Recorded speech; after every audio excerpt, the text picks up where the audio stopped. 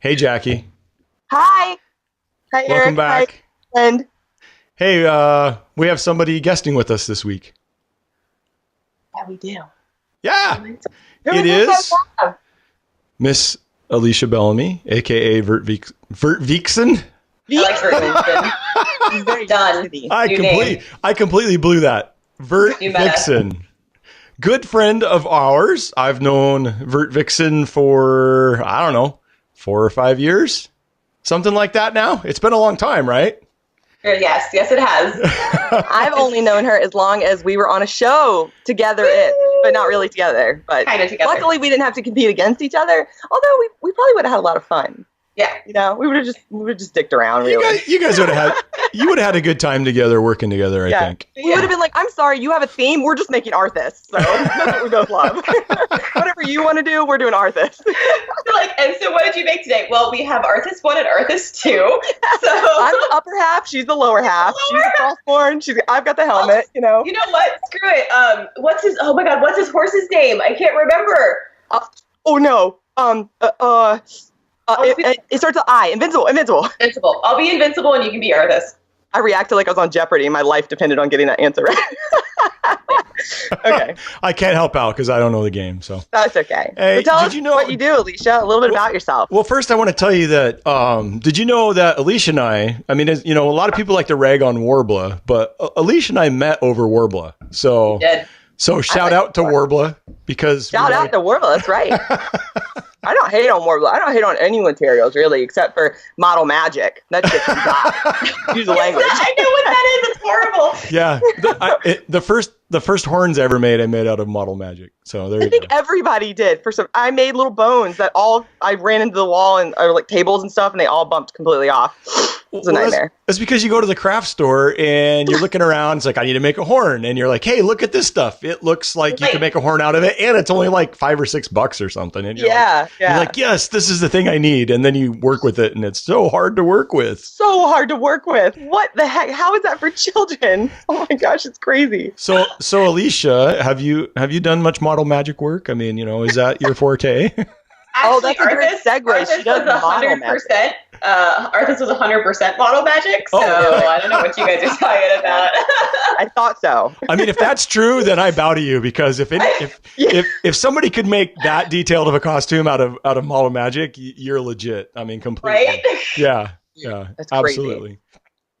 So you've been doing the costuming, cosplay, 3D modeling, all this kind of stuff. Where did it all start for you? I mean, what's a little bit of your background, just in case there's people listening that don't know who you are or haven't been following you or any of that kind of stuff. Yeah. I am a tiny fish in a very large pond. So I started I started 3D modeling because I wanted to work in games. And so I went to school for game art design, and I learned how to use Max and a little bit of ZBrush in school. Actually started out and I hated 3D modeling, and as soon as I learned it, I swore to myself I would never do it again. So I was like, because I learned in Max, and if anybody has ever used 3ds Max, 3ds Max, I can talk. You know that it can be a struggle at first. It can be a struggle. It works kind of like an orc, but once you get it going, it actually starts functioning really well. It does. The interface sometimes takes a little bit to get used to. So I got a job in games, and I worked in games for about 3 years. And while working in games, I was making costumes on the side for funsies. And then I got contacted by a company to make a costume for them, and I made Shard from Court of the Dead for Sideshow Collectibles, and that was my first professional costume that I was hired to make. And ever since then, it's kind of just been a dive down the hole of you just don't stop. the hole of holy crap! I need to make all the things. And while I was doing that, a company called Matter Hackers reached out to me, and Matter Hackers is an amazing 3D printing company. And they were like, let's just make something cool together. We know you have a 3D background. We like the work you've done. So come in-house, let's talk, let's make something awesome together. And that's how the Lich King was kind of born. And that was the first 3D modeling project, digital sculpting project, 3D printing project that I did. And obviously Eric knows much about it. Eric and I worked together on it. I digitally sculpted and printed the hilt of Frostmourne, and he took all of it and made it gorgeous, put it all together, made the blade, did all the electronics on it. So that was a fun thing, Eric. That was a great, still one of my favorite projects I've ever worked on, especially as a collaboration. And I think you sent me 42 parts. So oh my gosh. Now, mind you, I would cut it a little differently now. I would print it, cut it a little differently, but just in case everybody's thinking that, hey, you just sent him some 3D printed parts and he cleaned them up and painted them. It's like, nah, there was 42 individual parts, so it was a lot of work. So it was a lot of work. Eric did a ton of stuff. But it all turned out amazing, and that costume was amazing. Still one of my favorite, just overall costumes that anybody's ever made. So it would not have been nearly as cool without you. So well, thank you. I enjoyed that collab because before that I had just made props for you, and we had never really worked on a piece together, and it was a really fun experience. Because we sat down and we worked out some of the design. Not just, you worked out the aesthetic of it, but there was a lot of stuff we had to pack into a very small space. Yeah. And it took a while to figure out how to, create space inside of that thing to cram lights and smoke machines. Yeah. So, because this all started, Jackie, with Alicia going, hey, I need this sword. I need it in 2 weeks. And it has to light up and smoke. 2 weeks. It was not 2 weeks. Oh my God. It was not. Okay. It was short. It was a short time period. It was 2.5 weeks. It was no longer than 3 weeks. I worked on it over a period of 10 days. Yes, you did. We did start talking about the design stuff though before that. Yeah. The design. It just took me too long to model it. We got the design stuff nailed down way before that. So, but from the time things were printed and given to me, and the turnaround was pretty dang quick. And I'd never done anything with smoke machines or anything before, and it was fun. It was quite the adventure, and it turned out amazing. And BlizzCon was great, Yeah. So yeah. It was beautiful. So who has the Frostmourne now? Is that your house, Alicia? Yeah, I have it. It's actually, I'm staring at it. It's over there. I have to hang. Oh, that's awesome. Oh, I want one. You ready to make another one, Eric? we were just talking about that before you got on for the episode. So oh my gosh. Part of the deal was I was like, well, maybe you can eventually print the parts for me. But now that I have my own printer, she graciously shared the files with me, and before anybody asked, they're not available to anybody else. So don't ask. If somebody wants just a generic Frostmourne, you could find one on the internet, but this is a very specific Frostmourne. But you've been asked a lot for those files though, haven't you? I have, I've been asked pretty frequently. That's the main one I'm asked for. Actually, that ironically in Chaos Eater, even though Chaos Eater is not even done. Finished, yeah. Yeah, I'm not done with this yet. But not only that, but it's not my, technically, even though it's my interpretation, I don't own the design of Frostmourne, so I'm I won't sell it anyways. So, Yeah. Well, nobody really owns Frostmourne. Frostmourne kind of owns you, Yeah, exactly. All right, there you go, getting all technical on us again. But I wanted to ask you, were your files used for the one that Blizzard created? So basically I worked with Frank's company, and I came in and we started with mine as a base. Then I did some sculpting over it to make it look more, because I had made my own changes when I made mine. So I was bringing it back in to look more like the original one. And sadly, due to some family stuff, I actually had to leave after working on it for 3 or 4 days. So some of that's mine, some of that's theirs, but they continued on it, Oh, but that's cool. I at least got to touch it, and on it some and provide them with the base. So it was really cool. That's still really cool to have some connection to it, because that was that was awesome to see that costume come to life, and that character. I love that character. I really wish I could have stayed and actually finished it, but no. Life. Yes, life. But anyways, so what are you working on right now? What's your... I've seen you working on that costume, because I'm obviously really into the Formlabs printer that you've been using, and I want to ask you all about that. But I don't even know what you're actually making. What character? So I'm making a character from Darksiders. Darksiders is my favorite IP of all time. If you guys haven't heard of it, you should definitely check it out, because I have a problem and it's amazing. But it's the new main character of Darksiders 3. Her name is Fury. She's one of the 4 horsemen of the apocalypse or whatever. Oh, wow. And she is, needless to say, a bad, I don't know if I can say the A word or not. But she's awesome. You can say badass. You get badass. Yes. I mean, we're pretty family friendly, but I'm okay with some badass. They can plug the ears. Yeah. Well, anyway, she's pretty rad. She's really cool. She's full armored. In all honesty, this is going to be the most difficult costume I've made. So I'm excited about it. Super More stoked. difficult than Lich King? Why so? What's difficult about it? She's a very complicated design in the sense that she's covered in armor almost kind of head to toe minus some arm exposure. Not only that, but a lot of the armor is very tight, very conformed to her, including on the abdomen area. She even has face armor, a very large wig. There's like face makeup going on. Is that cowl that you've been wearing? Yeah. Oh man, that is so gorgeous. Well, if you haven't seen that on Alicia's page, you guys have got to go look at this progress on this costume because I didn't know what it was, but it's incredible. I was like, oh my gosh, like you have really upped your game. It's insane. Thank you. The work on the cowl has been very cool to watch because, and I would say that's probably one of the biggest differences between what you've done before and what you're doing now is you're delving into some stuff you've never done before, right? Yeah, and you're doing it well, which is are you failing at all? The cowl is going to be eventually in rubber, right?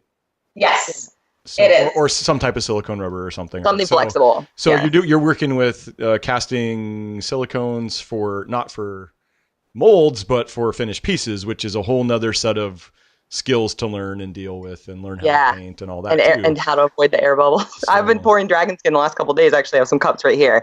Oh, nice. I've got I have some that I have to finish up. It's because I make all this mermaid. I used to make a whole bunch of mermaid scales and mermaid bra stuff, and I have so many for bras. But it's starting to get to the end of its life, and so it wants to have air bubbles like nonstop. No matter, I could pour it from the top of the roof in the littlest stream ever, and I'll still get air bubbles. So. At least you probably have a degasser or something. So. No, actually, I don't, and I don't have a degasser. And no, I'm actually I'm making my cowl out of something called Task 14. Have you guys I know. Yep. So it's and I did some tests with it because I was afraid it wasn't going to be flexible enough. I actually have a piece right here that I did out of it, and it's like super duper flexible.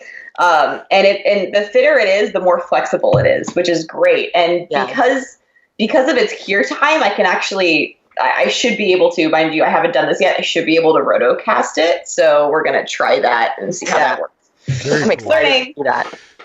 So the armor parts of it, for the most part, you've been 3D modeling and will those be finished 3D prints or are you going to cast the 3D prints and have resin versions? And they're not, and right now they're actually resin already 3D prints. So like for those of you that, that's right. Tell us about your printer and why it's different and what it prints like. So I have two printers, and I have my Ultimaker is the one that prints in it's an FDM, which means it's a plastic extrusion. It prints in PLA, ABS, flexible stuff, that kind of stuff. And then I just got a new Form 2 by Formlabs, and that's an SLA printer. So that uses lasers. Resin. Uses lasers. It's way cooler. Like it's crazy. It's actually. I just got a GoPro. I'm super stoked. So I need to actually put my GoPro on my form and do some time lapse because it's really cool to watch. Like Tested.com, I just watched their video on it, and because I was curious. I was like, what is this printer that Alicia has? Because, again, if you haven't checked out her page, you're missing out because these prints, you think you've seen a nice 3D print, this will blow your mind. It is unbelievable. It's so gorgeous and so perfect, and it's this incredible process that, like, the print is actually at the top of the printer, and it prints, like, upside down, but it doesn't extrude anything. There's this batch of resin at the bottom, and it, like, flash cures it. It's the craziest thing I've ever seen. It blew my mind.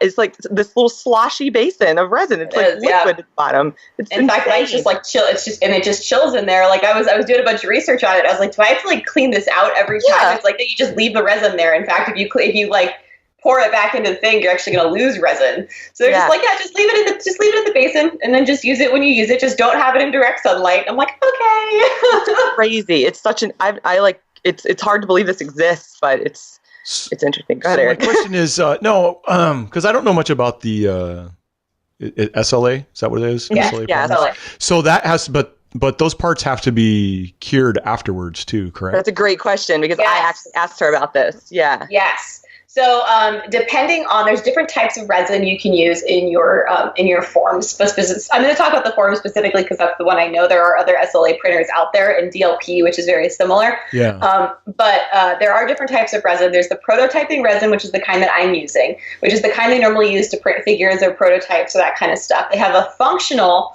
which is actually meant to just be printed and used. And then they have a like a flexible, and they've got they've got a ton of different types of resin, and all the resins kind of have to be cured in a different way. Gotcha. And I think the functional and the flexible for sure need UV curing, and so that's when you have tanning bed. Yeah, you have a tanning. I don't even need because they sell a separate. I know it's hilarious. It's so funny. My tanning bed. I know. I was when I talked to you about that, I asked you because they sell a separate device that you can like cure your prints in. Jill actually asked if you had it, and so I asked you, and I was like, wait. It's UV. I could just use the tanning bed. It's amazing. I have the biggest cure box ever. Like I have so much stuff in there. So I want to see a photo of you in your tanning bed with like 3D printed parts all around you. You know, like. Don't put it on you though. The rest will be sticky. You won't want that. Time to cure. Oh my gosh. Time to cure, my babies. Time to cure. Yes, little babies. I'll have like the goggles on. Little babies. That's crazy. So then if you don't have the extra station to cure them, you're not using those parts? You're going to cast them? No, they're still being cured. So they still are cured, but the prototyping you cure it in IPA or isopropyl alcohol, like 90%, 95%. I think is what I use. So it came with my form. It's called their like. Is it the Mister thing they have? No, it's not. It's actually like two basins. It comes with a little guy, and there's two basins, and you fill both of them with isopropyl alcohol, and you soak it in one for 10 minutes, and then you remove it from one basin of alcohol, and you put it in the second one, and you soak it in that one for 10 minutes, and then you pull it out, and you let it dry, and it's cured. It's done. Huh? Interesting. That's cool. Yeah. That's really cool. And mind you, like I said, I'm using the prototyping resin, so I know you can do it with that. With the others, it's different, so I highly suggest you look up the proper way to do that. And I'm going to say this because I'm not sponsored by Form. You can just build your own cure box. Like, don't spend the $1,000 or whatever it is on their UV box. You can. I think Frank built his own at his shop. Like, you can build your own cure box. Save money. Yeah, I have a UV light for killing mold that like attaches into a like an AC unit, and like you can get that on Amazon. It's a pretty strong UV light. So I mean, build your own little box with that. Just don't stare directly at it. Don't be definitely put it in front of your face. Don't do it. So ridiculous. Don't do so are they brittle at all, or how does it stand up to your normal 3D prints? Like, why do you prefer this new SLA style printing?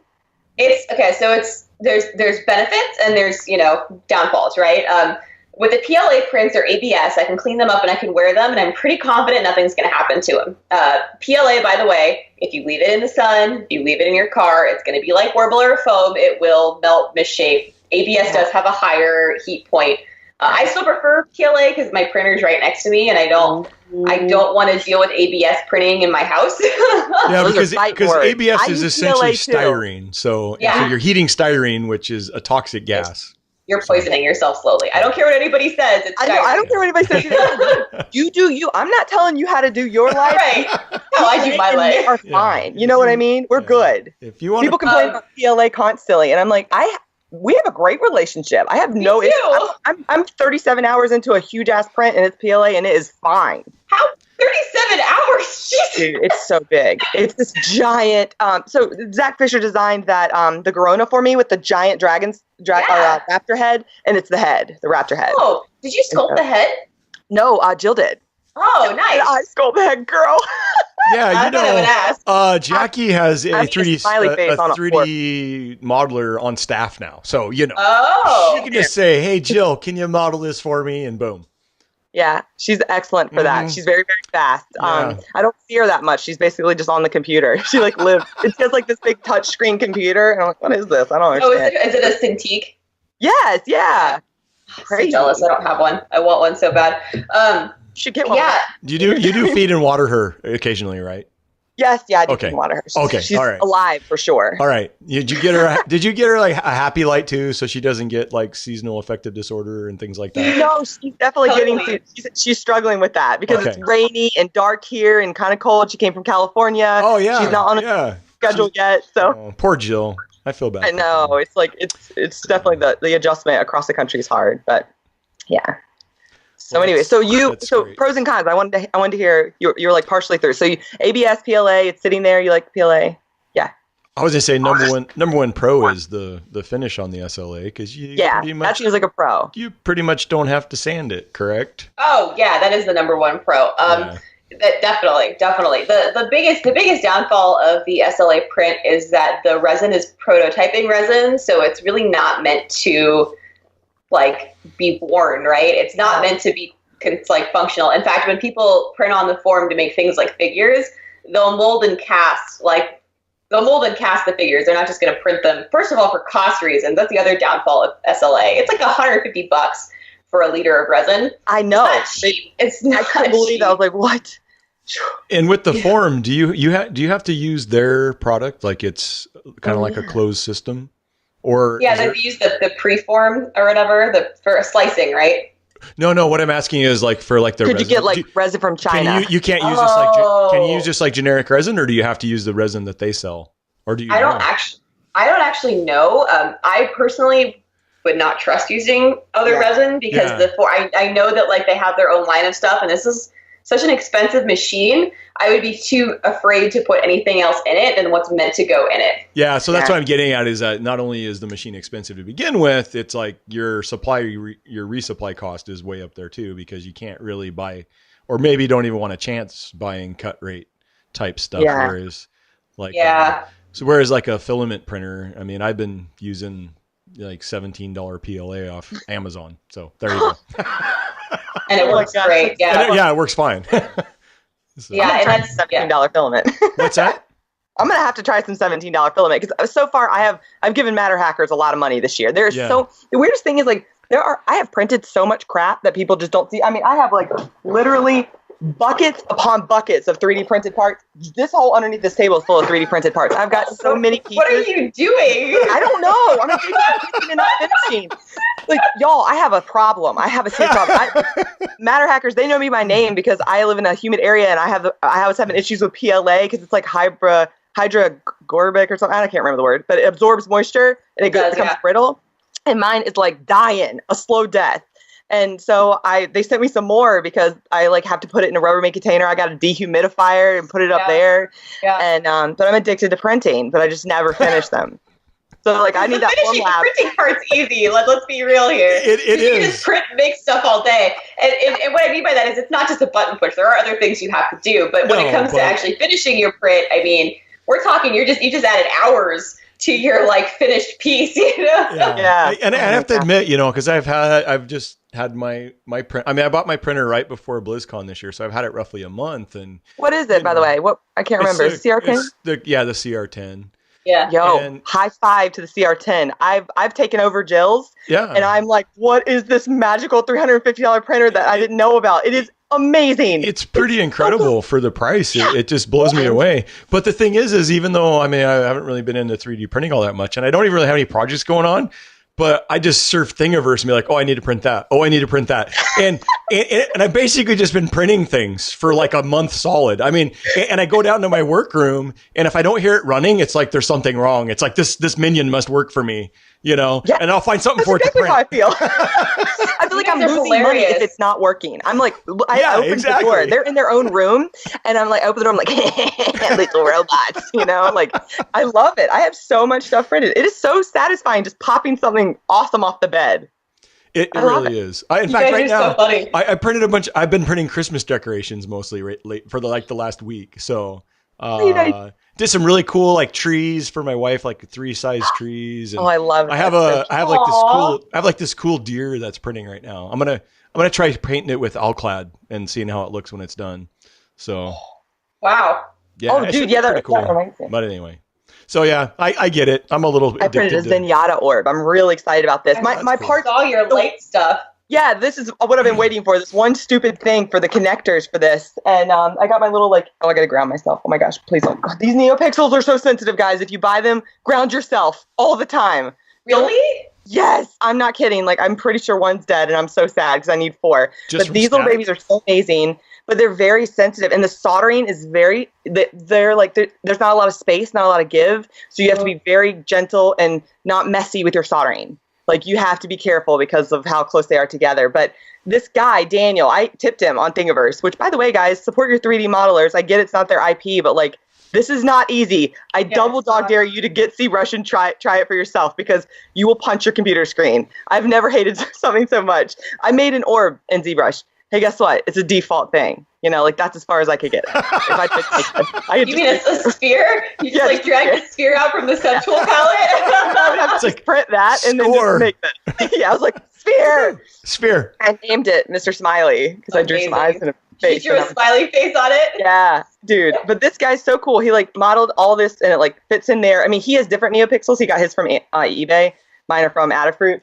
And like this homeboy even made the carriage that goes inside. I sent him a message and I was like, "You're amazing!" And my little like Trinket Pro fits right inside there. He even has like a little slot. Yeah, wow. Yeah. I mean, I can't believe this guy. Like that's next level modeling. Like I would have no idea.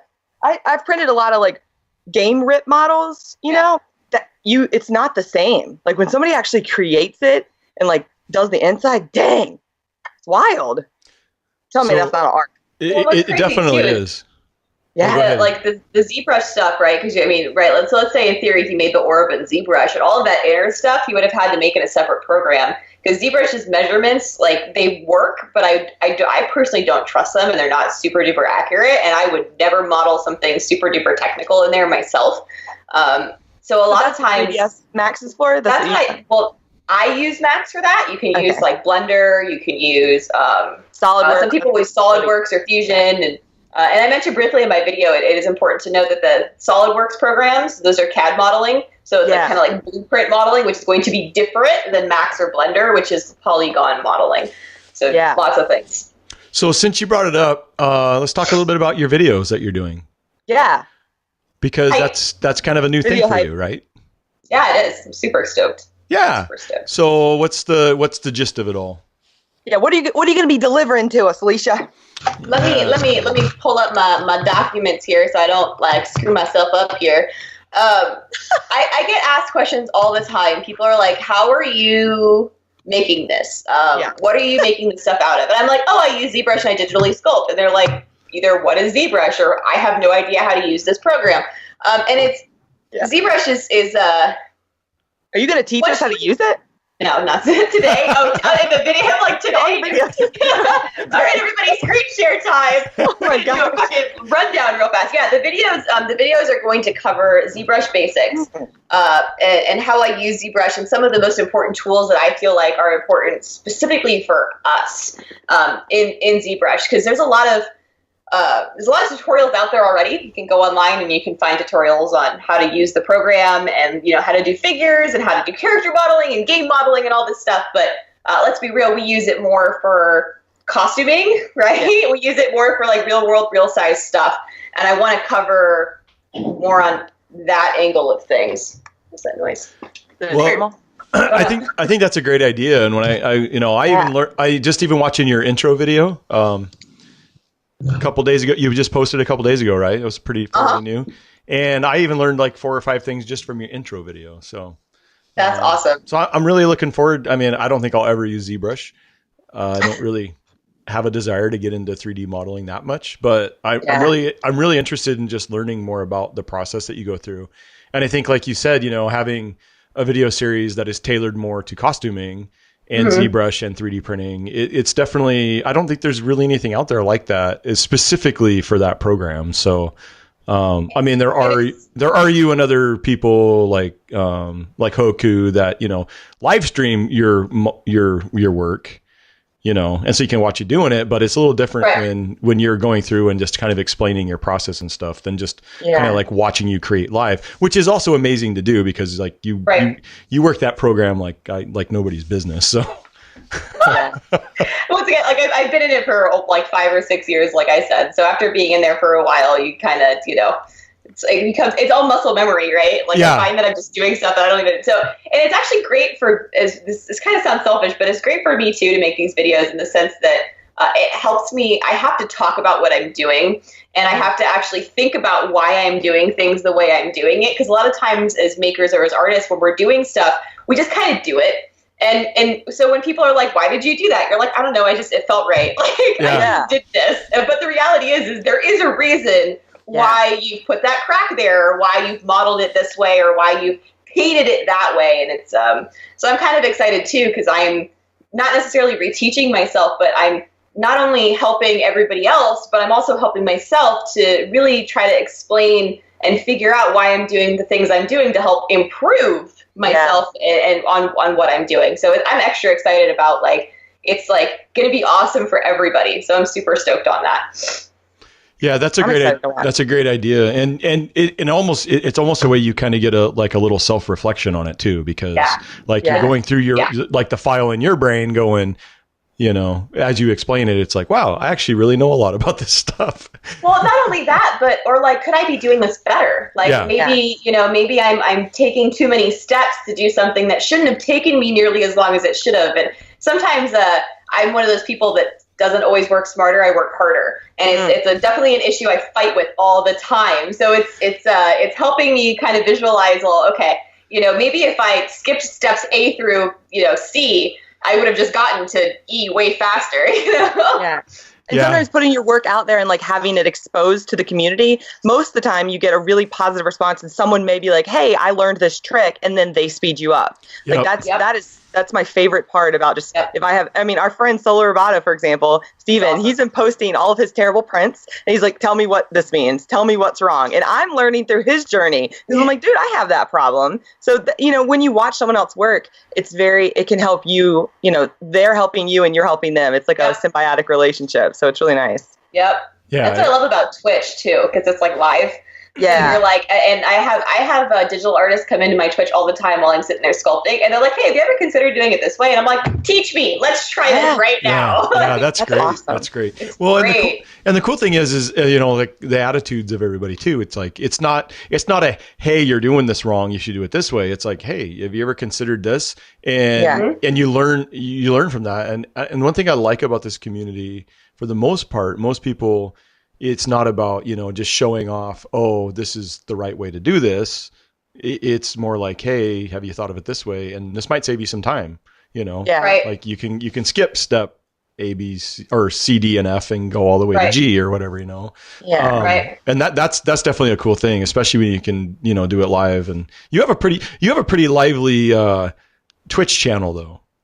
Yeah, it's been great. They're like my little family, and they're amazing, and I love it so much. Like, I popped on last night. I was stalking a bunch of people's streams because I don't do it enough. So I was sitting there and I was stalking a ton of people's streams and like hanging out, and talking to them, and learning stuff, and it inspired me to do a stream myself. So they all started logging off, and I was like, all right. So I hopped on, and streamed for a little bit. And sure enough, even though it was at like 1 a.m. my time, a bunch of like my regulars like popped in. And I was like, why are you guys awake? They're like, I don't know, I couldn't sleep. I'm here to hang out with you. Oh my gosh, you guys are amazing. So I wish I would have seen you. I watched the PUBG charity tournament, and I was like addicted to it. Like, I love those tournaments because it's like, it's so ridiculous. It's like any popular streamer gets to be a part of it, even if they're not good. And it was like doubles.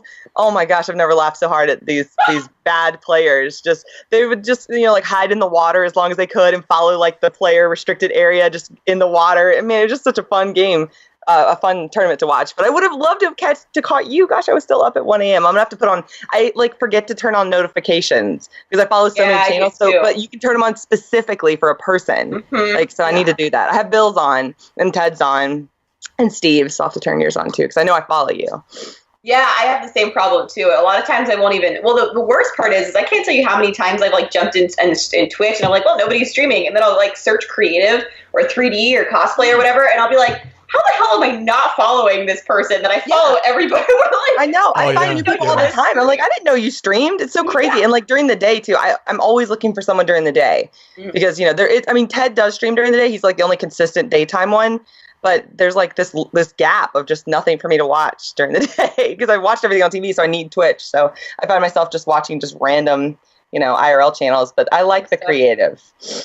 That's my favorite for sure. So real fast, can we swing back around? I probably have my document up. I'd love to swing back around into the video stuff. Yeah. Let's continue on with the video stuff. So I'm going to be covering, I think the next video I'm going to be doing, that'll be releasing Sunday, is going to be ZBrush Basics. And it's going to be talking about like the interface and how to kind of use the basic stuff within ZBrush, because I know a lot of people get confused with that. And then I'm also going to be covering how I customize my interface to make my work more efficient. I'll be talking, then there's one about my favorite tools, and we'll be covering, like different kinds of brushes, different like Dynamesh, ZRemesh, all that kind of stuff.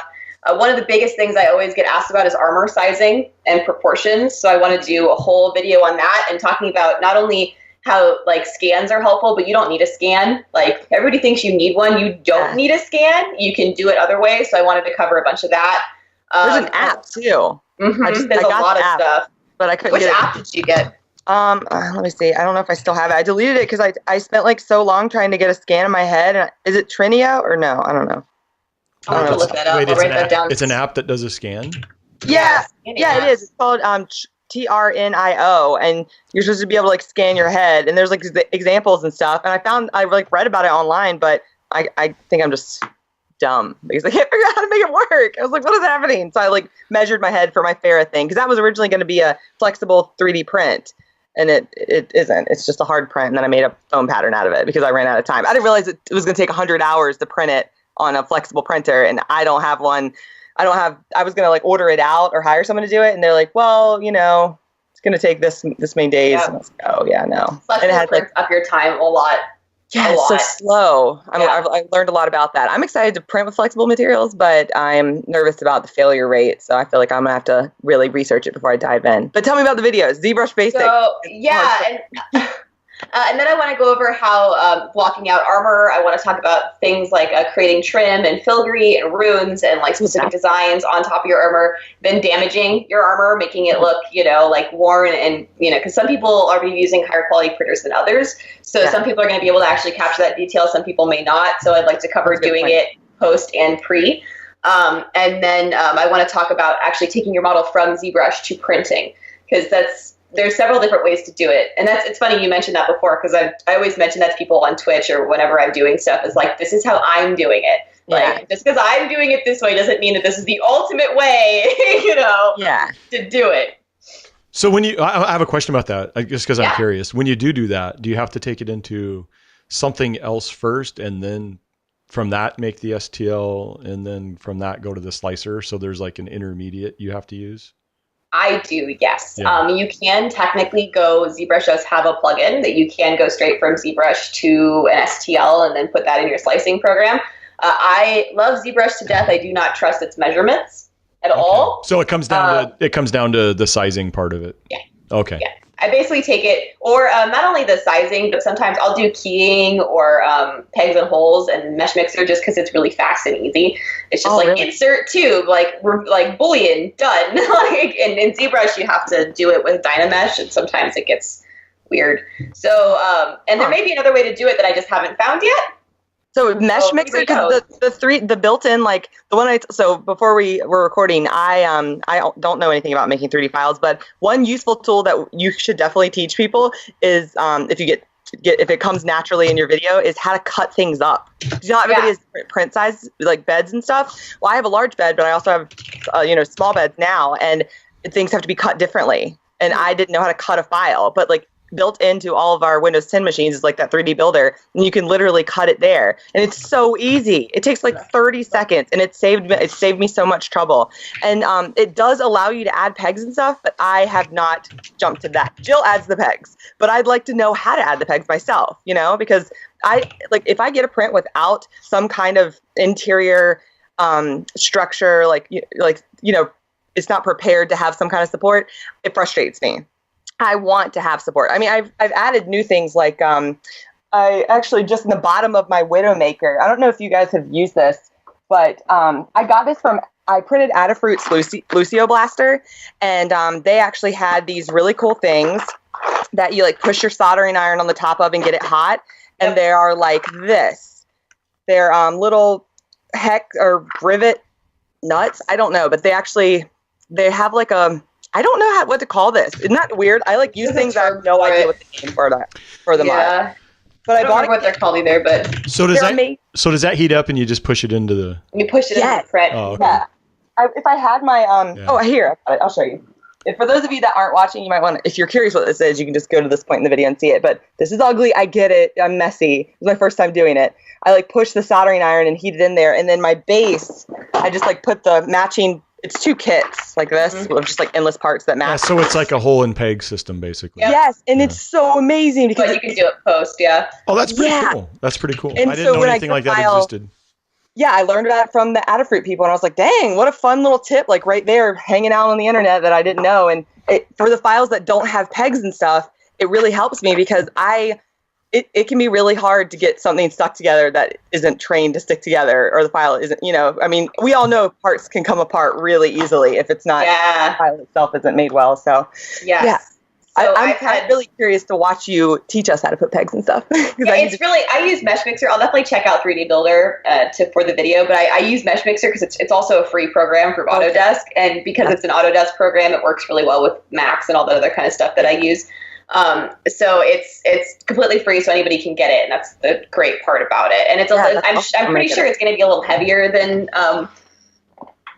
the World Builder or the 3D Builder. Yeah, 3D Builder is like the most. It's very minimal. So I'd like to see what Mesh Mixer does because maybe it does more things. Because this one's great that a minimal program like that exists.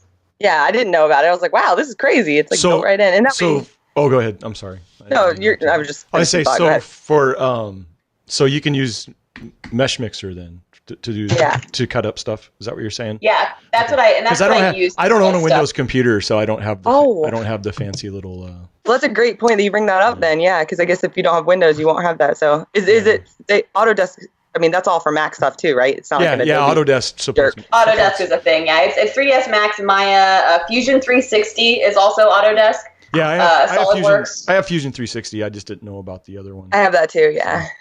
I've downloaded a lot of things that I don't know how to use. That's fine. There's nothing wrong with that. Yeah. I said SolidWorks, but I meant AutoCAD. Different. Okay.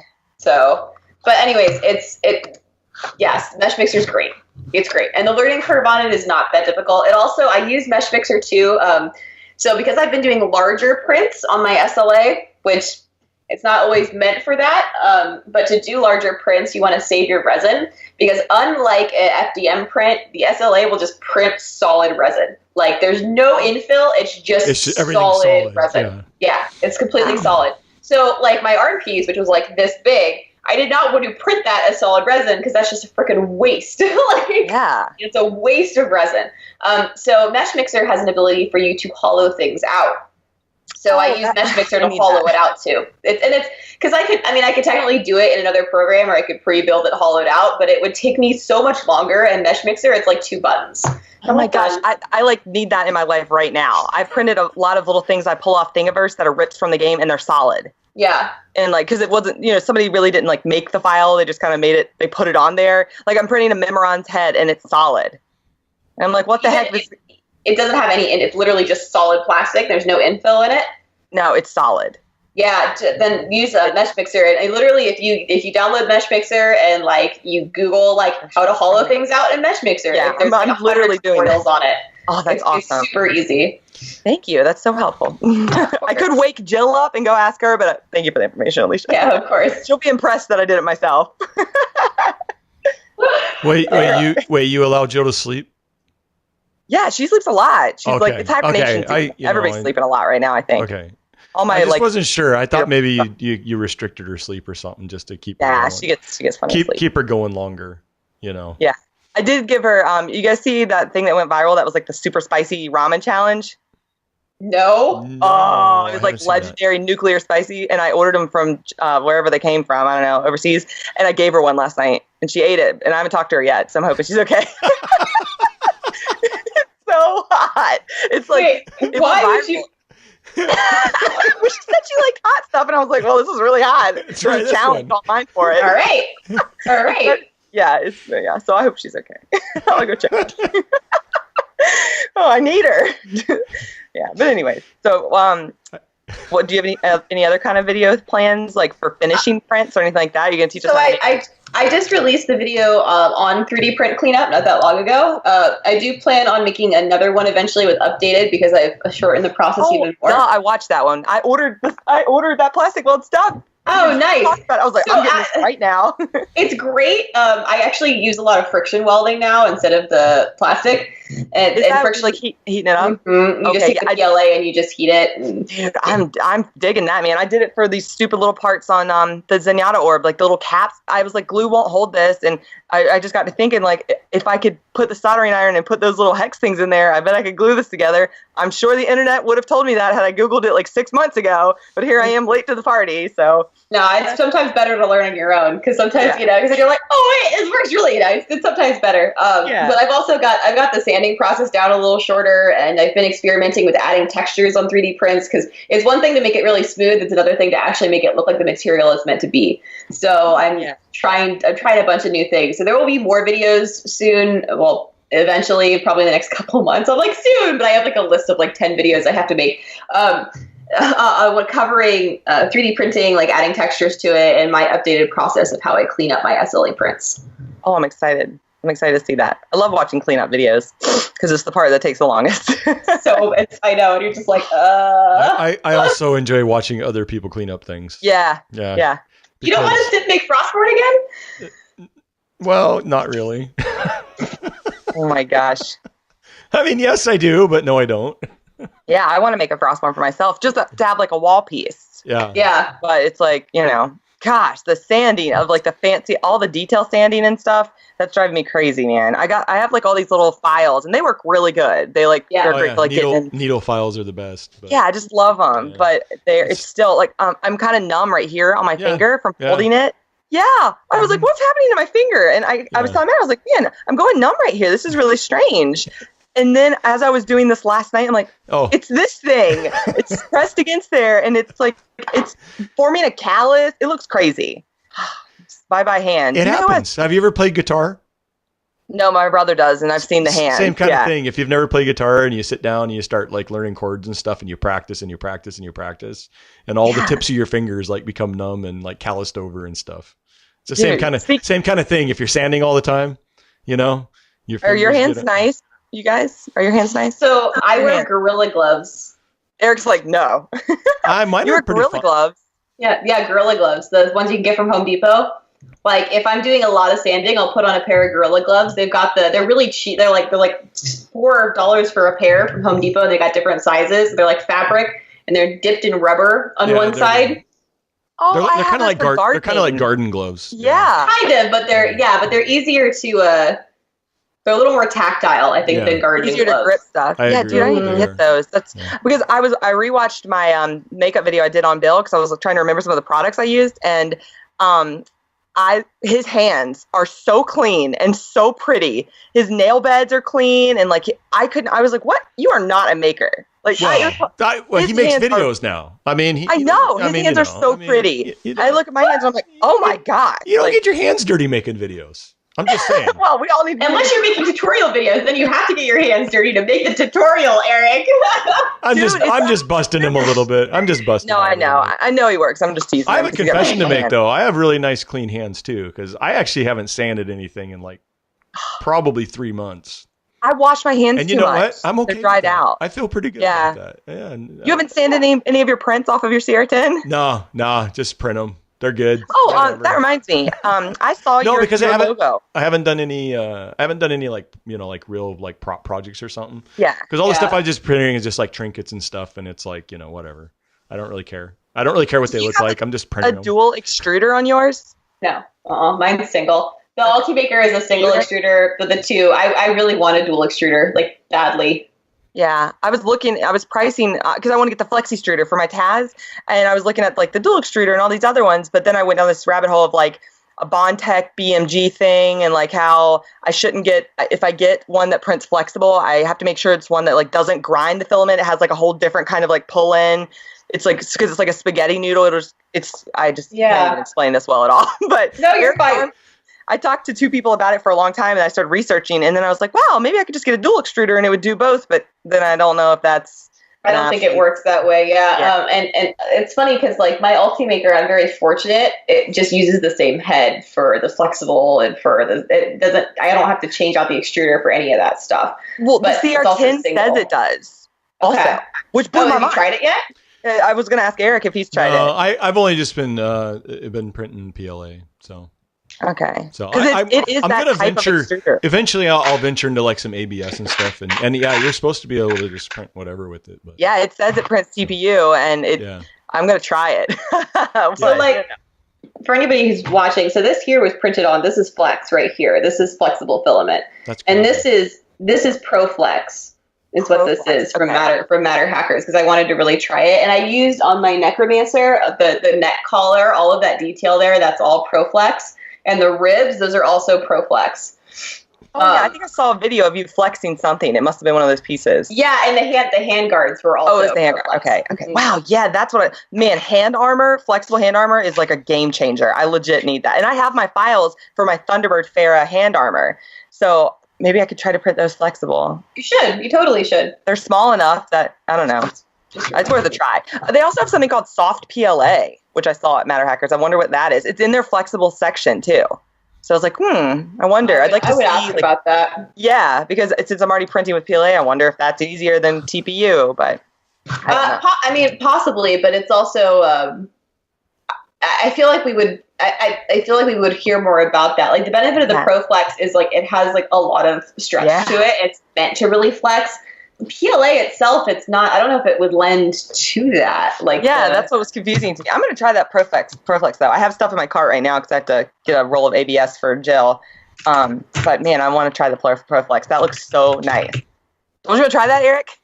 Yeah, I'm looking forward to trying some new stuff. But yeah, your little emblems look so good. You changed the color in the filament.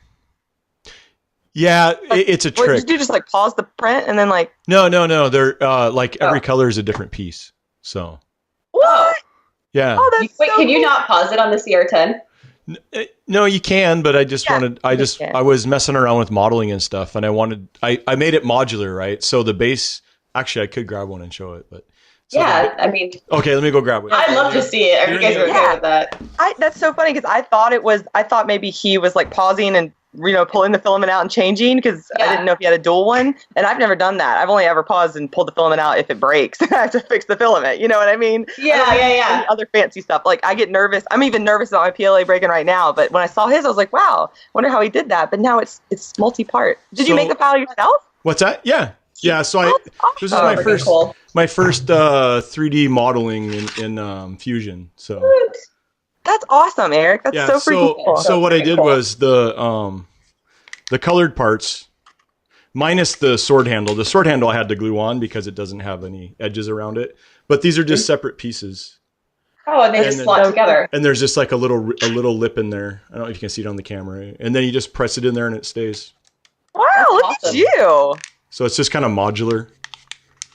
So yeah, I was just messing around, just trying to figure out how to use Fusion, and then I just printed like some different styles, so, just different versions of them. Yeah. So they're like drink coasters, basically. Yeah, that's so cool. Yeah. So that was my first forte into or delve into modeling and then printing something. So they turned out pretty cool. Yeah, those are really cool. Yeah, and I just made sure that the print sides were on the bed, so they look really good. They're not. I mean, you can still see the print lines, but that's fine because I'm not worried about that. So yeah, for that kind of thing, it still looks pretty cool to me. So looks rad, dude. That's awesome. Yeah, so it's kind of a trick because it looks like they were printed in 3 different colors, but they're not. Yeah. So when are you planning to have this costume finished for, Alicia? The one that you're working on, the Darksider. The Fury. My schedule says March. Oh, you have a schedule? Oh my God, yeah, I made a schedule. I've learned. Schedule. So you're so adult. You're adulting so hard right now. Oh my God, I had to. Well, I had to make a schedule and I had to make like a cost estimate thing. It's all scary. The hours just for the costume, I calculated like 560 hours for the costume alone. And then adding the whip on it, I added an additional 100 hours just to be like safe on that. And then on top of that, I added an additional 100 hours for like, excuse my language. Sorry. Wow. You earn our first bleep. That's how hard this costume is. It is. I'm sorry. I'm seriously really sorry about that. No, that's all right. That's okay. just bleep it out. So have you used 100 hours? Have you messed up that much? I haven't. So, for example, how far into it are you right now? I'm 100 hours into it, 118. Okay. Because I'm trying to keep track because I'm trying to teach myself or learn how accurate or inaccurate my time estimates are for future projects. Super important, especially when working with companies, right? You want to make sure you're not undercutting yourself or your time, but you also want to make sure you're being fair with the company. So it's a balance of figuring out how much time it'll actually take you. But I've been working on this stupid bracer for weeks, and it's taken me that long because I've been streaming it and I've only been doing it really on stream. But I scheduled out 10 hours for it because it's a super detailed bracer. It's got a full face on it. It's got all this kind of stuff on it. I'm like, cool. So I got to where I thought I was done with it. And then I got some more reference images and I was like, this isn't right. And the perfectionist in me went back and redid it. So, Alicia, what are you doing? Making an artistic interpretation. So it's gone from 10 hours to 17 hours or something like that. So that's taking me longer than expected. And then the cowl cleanup, when I originally did the cowl, I had my friend, so it's an interesting process. I had a 3D scan of my body from Co-Create, and then a company called... I was going to ask you about that. You had a 3D scan, okay. I had a 3D scan, and then Spectra 3D is another company who does really large-scale prints. They actually printed my head for me. So they sent me a print of my head. Yeah, I didn't realize that was your head. Too. Yeah, it's cool. It's cool. It's really cool. And I just, I literally, because I didn't worry about finishing it, so I just literally started sculpting on it. So I sculpted on it with monster clay. And in my mind, I'm like, okay, so I'm just going to sculpt on this with monster clay. We're going to mold it, and then I'm just going to freaking cast it, and I'm going to have an awesome rubber cowl. Yeah. So I haven't worked with monster clay ever before, sculpted the monster clay. Luckily, my sculpt time was maybe about 2 hours off, so I was pretty happy about that. But then I went and I made, I worked with my friend, Robert Vinter Effects. He's really awesome. He taught me how to make a mold. So we made a mold together, and then I rotocasted it. And he was telling me, he was looking at my sculpt, and we were talking, realistically. And he's like, you should body shop this. And I'm like, you're right. I should body shop this. So we rotocasted it in a hard thing, which these are all things I didn't expect to do. So then I ended up rotocasting it in Onyx Fast. I ended up shopping it, and then I was like, this needs texture. Looking at the cowl on the images, it's leather. It needs to look like leather. It can't just be smooth. I can't do that. The metal's going to be smooth. Awesome. But this all can't be smooth. So on top of cleaning it up, I ended up then going back and adding texture. And now I'm going to go back in and I'm going to make sure all of my metal parts are super clean and crisp with using Magic Sculpt. Then I'm going to go in and damage it. So the cowl has taken me a lot longer than I originally planned, because instead of just going from monster clay to final piece, I've gone from monster clay to piece cleanup to another mold to the final piece. So it's I'm just this is why I gave myself 100 extra hours. Which is basically inserting the junk mold process into there. Yeah, right? It is. Right? Yeah, and for people that don't know, I mean, that's a thing that I utilize quite a bit too if I'm using clay, because if for whatever reason, for me, it's more I haven't used clay enough to get exactly what I want out of clay. For some people, it's because, there's just certain types of textures or something you can't get in clay. So you make a resin hard copy of it.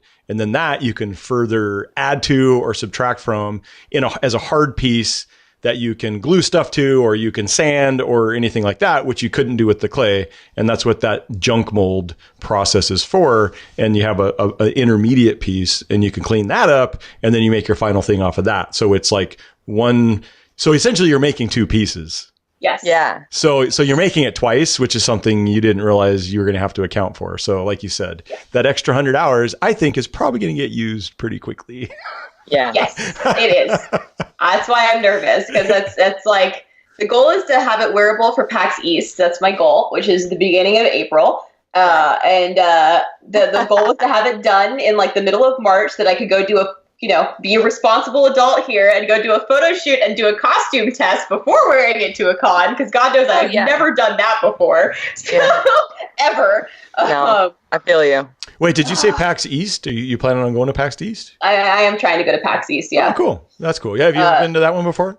I have not. I've done PAX West, but not East. Yeah. Oh, the Boston Convention Center is so amazing. I've never seen anything like it. I love it so much. Of all the cons I've went to, I like gaming a lot. I mean, you do too, so you'll love it. And I love all the game display. I love all the stuff that they bring out, like all the the stuff from their games, like the giant T-Rex from Ark and stuff. Like, it's like a theme park. The craziest part about PAX East though was it was so packed, of course, and they had.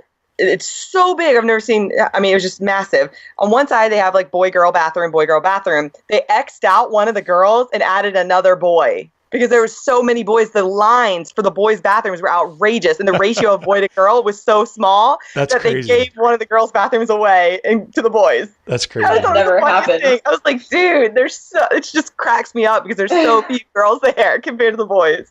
That never happens. That's totally like being in the No, it doesn't. Yeah. It was so weird. But yeah, but you'll love it. You'll have so much fun. I really enjoyed it. The whole area is really pretty. Ubers suck to get in Boston though. They can never find you, and the roads suck. Me and Liz we had a lot of really bad Uber experiences, but it was it's such a fun event, man. I love looking at all that game stuff. I just want to play video games all the time. That's all I want to do. But yeah, so you have plenty of time. You're gonna finish. I have see, okay, that's the problem. I can't tell myself that. If I tell myself I have plenty of time, then I find myself not doing what I need to do. Do you find, because for me, it's like if I start thinking that, then I kind of start putting things off. Yes. Yep. Are you that way? Yep. Okay. Yep. So it's not just me. It's not just me. Okay.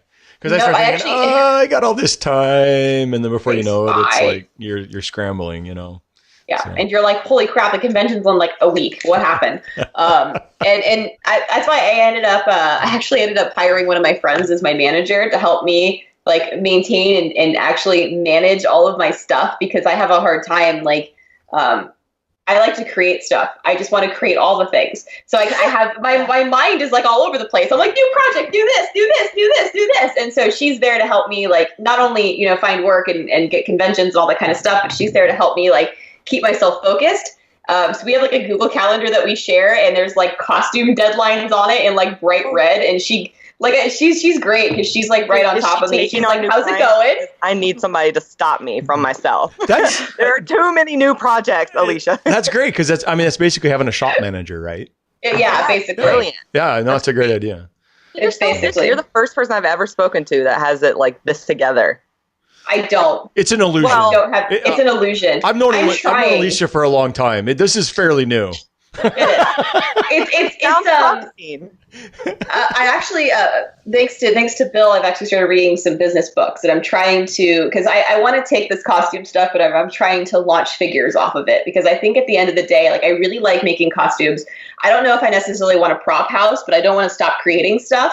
I want to move in more to the figurine business, and I think like large scale statues and stuff like that for conventions is I think more of the way I want to go because I love sculpting. So like I'm so specific with what I love doing, and it's mostly sculpting. And so I want to be able to take that and actually create more of a business off of it. So I'm trying to start now with really getting myself organized and treating what I'm doing more as a professional and more as a business, and just making sure that I'm on top of all of that stuff.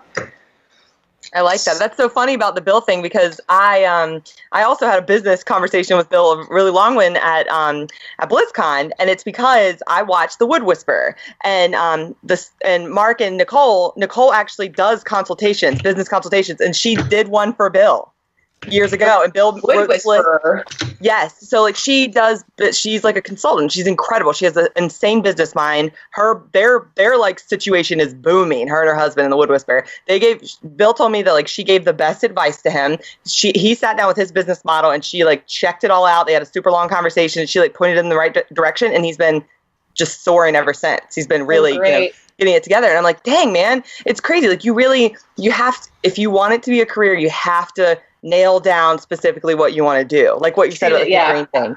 Yeah. You can't just. I mean, if what you want to do is do costume appearances, that's that. But like, don't spread yourself all over and make it all like lukewarm. Don't do a bunch of things lukewarm. Do something like really hard and dedicate your time and your energy to it. So that's cool about the figurines. I just want to throw out there too that with Wood Whisperer, he's been at it for a long time as well. Yeah, So. but his wife is like. Yeah, no, I was just saying he's not like, overnight, like all of a sudden. Oh, of course not. Oh, no, of course not. No, in case there's anybody out there who hasn't heard of him, because I actually I actually was following and knew about him before I even started doing any costuming or cosplay stuff, just as a woodworker, because he's just somebody that I had always followed even before I met Bill. So yeah, I know about him because of Matt. Like I don't even. Not the and he mentioned Bill on his show last week, and I was like, "This is so weird. It's such a funny crossover." Yeah, but it's cool. They've been friends for a while too. So yeah, they're good friends. So and actually, if you sub to their high tier on the Wood Whisperer Patreon, you get an hour consultation with her or 2 hours. Wow. Yeah, cool. I was like, all right, it's like 2 months at the top tier, and then you get a consultation, and I'm like, well, I could get down with that. I may have to do that.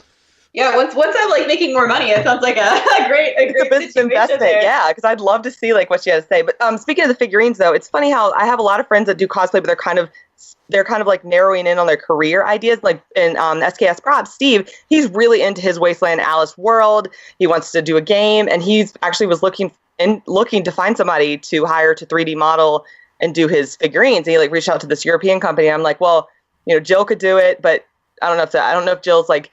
Figurine, I don't know if that's her thing. She really likes props. I don't know if figurines are, but if you're doing that, that would be an excellent collab. Like maybe one day. Yeah, I talked a little bit. Yeah, we've talked a little bit on it. I mentioned to him last year about it, and I definitely want to start nailing that. I should thank you. I should write that down. Yeah, it's something that like it's taken me a while to figure out, and that's what I was going to say. Yeah. It's basically like you're going to just kind of you might be shotgunning at first, and you might be trying a bunch of things at first to figure out like. Not only what you enjoy, but what resonates with people, and like it's a lot of things, right? Like what's actually going to work as a business model, what you enjoy doing, because that's a huge part of it, and what people resonate with, and what people respond to, and what the community you're building responds to, and it's crazy because a lot of the stuff I do, I've been learning slowly, with the YouTube stuff, and especially with my Twitch, it's like, what do you guys want to see? Because being a content creator, I'm creating content for you. Yeah. So what is it? Maybe not that I necessarily would even think of doing or making, but what is it that you guys want to see? Because at the end of the day, like I'm here for you, like to make stuff and like share stuff with you guys, and I think that's a huge thing. And it may take you a while to figure out exactly what slot you fit into and what, you like, right? Yeah, definitely. Yeah. And I think, amongst all the people that we all know together, I've seen that, in the past 6 months to a year of everybody kind of looking for, that niche of this is the thing I want to focus on, because a lot of us all just started out, hey, we're just making cool costumes and going to cons. And then many people it's like, hey, I want to figure out a way to make a living at doing this. You know, most people can't make a living making costume and going to cons. So what ways, what are the things that you enjoy the most and that you want to work towards and that can get you to that goal? And like, and there's like so many of our friends have like found at least a path, it may or may not work for them. But definitely I've seen a lot of people do that, where you find that one thing and it's like, okay, I'm going to focus on this thing now, and that hopefully will be the thing that can sustain me. So and be careful about quitting your job. Like one thing that I actually seen, I just saw 2 friends post about this. Yeah. I'm always shocked at when people do that. It scares me. Yeah. Yeah. Well, I saw 2 friends post about they're going back to work. Oh, going back to work. Oh, I thought you were going to say that they're going back that to quit their job. Oh no, I've seen that too, but it's like they had kit businesses. They hire a 3D model to be made, and then they'd sell kits in their Etsy store. 2 people are going back to work and closing down that dream that they did for a year because it's not sustainable. Yeah, it's very hard. It's really hard. It's hard. I caution people about things like that. Like figurines or Steve creating his own game. If you have your own ideas, your own thing. Yeah, because if you are doing something that's almost factory-like, I know I'm going to get flack for that, and I don't mean it negatively. I respect everybody's effort and work and hard work, but I want people to not get depression and lose their home because they saw, they got bad advice or saw like, oh, there's all these people selling kits, I could do this. Like, be careful. Do things as a hobby first. Feel the waters out. Don't take a leap into something if you aren't. If you're just kind of reproducing and you're not really like putting your own creative edge into it.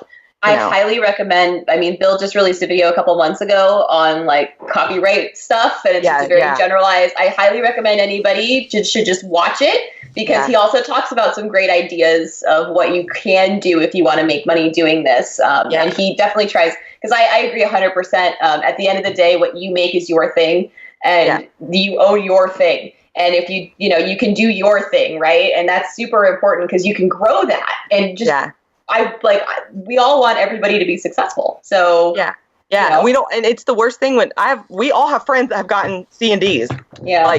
I mean, Jill got one. There's a lot of people that have gotten C&Ds. So it's like, do you really want to deal with that? Do you want to make all the companies? I wouldn't want a relationship with all those companies I love. And they're like, we don't like you anymore. Shut it down. I'm like, I don't want to die, but I'm doing this because I love you guys. I just wanted you to love me. So it's like, just, nobody wants to feel like that. So try to find, if you love something from a game, put your spin on it. You can do your own versions. If there's enough artistic endeavor in it, it is your own. It becomes your own.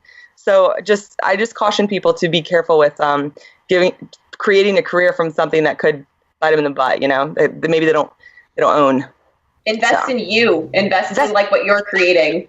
Yeah. That's what's going to get you the furthest in life. And there's nothing wrong with making, cool stuff from IPs and fan art. Do that. Have fun, but just realize at the end of the day, if you want to make this into a career, then you need to start looking at it as a business person and not just a creator. And that's the hardest thing to do. Like, that's so freaking hard. Well, and definitely for all of us, because let's face it, we're all artists in one form or another. And, generally, art and business aren't, exactly the same thing, right? Yeah, so, that's why I got my manager, because I'm like, I just want to make everything, and she's like, if we were all great at business or whatever, we'd be business people. We wouldn't be artists, And so it's just like, I think a lot of people get caught up in the whole, trying to do this business thing without any clue of what it means to even run a business. But just because you kind of get thrust. Taxes, guys, taxes are coming up. Please. And the laws have changed. Apparently, I have to look into all that stuff. I'm super nervous about that, but which works out well for me. But man, I feel bad for the people that it doesn't work out for. Like, I gotta look that up. It's not a political podcast, but hey, I'm sorry, dude. Nope, just saying, just keep on top of that stuff. You gotta keep on top of your stuff. Well, my thing is the people that don't save money from like Patreon and things that are going to 1099 you, and they didn't take taxes out, and you haven't saved it. You didn't save any money to pay your taxes. Dang, y'all. Dang. That adds up. It adds, what is it, like, it's like 30% or something. It adds up super quickly too. So it's super important. Find out what percentage you're in and just take it out from that chunk and put it in a savings account and leave it there. Yeah. Do not touch it. Yes, and I have an IRA. Cap your IRA. If you're really getting hit with a big tax bill at the end of the year, get an IRA. That's not an old people thing, guys. Not anyone. Great, gives you a huge tax break up front right now while you're young. We just went from like creating to like. We just lost all of our 20-something and younger listeners. Just shut Sorry, off, guys. Look, we just love you. We're just looking out for you. Jackie said IRA, and they're like, I'm out. They're like, gone. They literally just took their headphones off. I know. They're like, oh my god. I mean, that really. I mean, even I'm 45, and that sounds like old people stuff to me. So. Hey, look, y'all. Just because I want to be responsible. We're artists. Artists don't like to be stressed out. We like to just be able to pick up paint and do whatever we want whenever we feel like it. And business stuff stresses people out. So it's easier if you just be an adult for like 20 minutes and handle your stress. Well, and then you can go back to painting. It's hard to run a business, and it's hard to be a business person, and it's hard to make a living as an artist, no matter what kind of artist you are. Whether you're doing costuming or you're an actor. I mean, it's music or I mean, anything in the art field. It's just a very, very hard thing to do. And there's a reason why parents roll their eyes when my gosh, yes. When mine roll my eyes when their kids tell them they want to be an artist or they want to be an actor or they want to be this or be that. Anything to do with the art community, because they just know that it's a whole lot of hard work for not a lot of profit generally. Not that you can't make a living that way, but like we were talking about before, everybody's got to find, like, if you want to make a living from being an artist, you have to find that thing that people want to pay for, and it's different for everybody, whatever it is that you might offer. So. Well, and one of the biggest things I've learned too is not only things that people want to pay for, but like surprisingly, if you work on building yourself up and your brand up, a lot of times people will want to buy a product from you that's your own IP, like Steven's, for example, because it's something that you've created. Yeah. So it's like if you're going the the route that we've all been going of building ourselves up on the interwebs and working with people and all that kind of stuff, it's super beneficial for when you decide to make that leap into saying, like exactly what Steven's doing. It's like, I'm going to create my own universe. I already have a following because, all of you guys are awesome and been super supportive. Well, now let's make something epic that's just like ours together. Yeah. And it's awesome. Like, so whatever you're doing right now is totally leading you in whatever direction you want to take. Like, that's what's important to say, is every step along the way is a step like towards your end goal. Like, you may not see it, but it'll get you there. Yeah. That's a very, very valid point. That was a really good TED Talk, Alicia. It's very Everybody funny. Be awesome and make cool stuff. Well, but essentially, you, Alicia, you've been an independent artist for like what? Over a year now? I mean, yeah, like a year and a half. It has. Yeah. It totally has, because Sideshow was my first jump.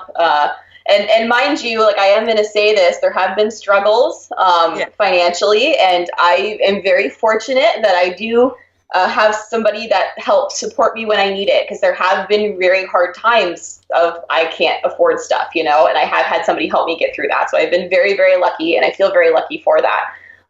That being said, I also do, as I'm sure you guys understand, and most people listening to this, if you're doing this full time, you're not working 40 hours a week, you're like working 80 hours a week. Like, you just don't stop. Like, you just keep going. You don't stop working. So it's not easy, and there are major, major ups and downs. But that all being said, do I freaking love what I do? And that makes it all worth it for me at the end of the day. I love what I do. I can't tell you, like, I've gotten messages and emails from dads telling me how their daughter decided to learn 3D modeling because of my stuff, and it's literally brought me to tears. Because it's so cool to hear that stuff. Like, you want to help other creators create. Like, and especially kids too. Like, it's really nice to hear. Yeah. It's great. It's super duper awesome when you hear that kind of stuff. And so it's all been worth it. So guys, if you're struggling and you're having your ups and downs and you're really, you're pushing yourself through and you're like, I haven't slept in 2 days, just, take care of yourself. Take care of yourself. Yeah. But just know that the struggle will be worth it at the end of the day. And that goes true for, I think, any small business owner, right? Like, not just creators, but any small business owner, that it's the struggle is real, but it'll be worth it. Yeah. As long as you're willing to put the work in. Yeah. I always feel like as long as you're good to people, even when times are hard, you're always good to people and you work hard, life will reward you. I fully believe in that. And I believe that, I mean, if I'm bad to somebody, I feel like it always comes back to me. Like, I'm like, dang it, I'm feeling it. I should have been nice to that lady at the post office, And it's I have a weird thing, like I don't know if it's karma or whatever. It is true. It is true. And so I always consciously think, like, even when somebody posts something or messages me, and I'm like, oh, this is like something I don't want to deal with, or I want to be snooty. Don't be snooty. Just hold back. Like, you don't know what they're going through. Maybe they don't have the same outlook as you do in life. But in the business world, like, Bill gave some good advice. Don't post your butt all over the internet. Don't post all your sass mouth all over the internet. Like, people, just slam. I have to control. Yeah, and me too. I've got a pirate mouth that I'm trying to learn that I should probably not be a sailor at all times on my Twitch stream. I'm like I should calm that down a little bit. You gotta get that Disney brand in y'all. I have to admit, I've watched your stream a few times. It'd be on the background, and there'll be like this big long line of explicitives, and my wife will be, she'll kind of hear it in the background, and she'll be like, "Well, what are you listening to?" Oh my gosh.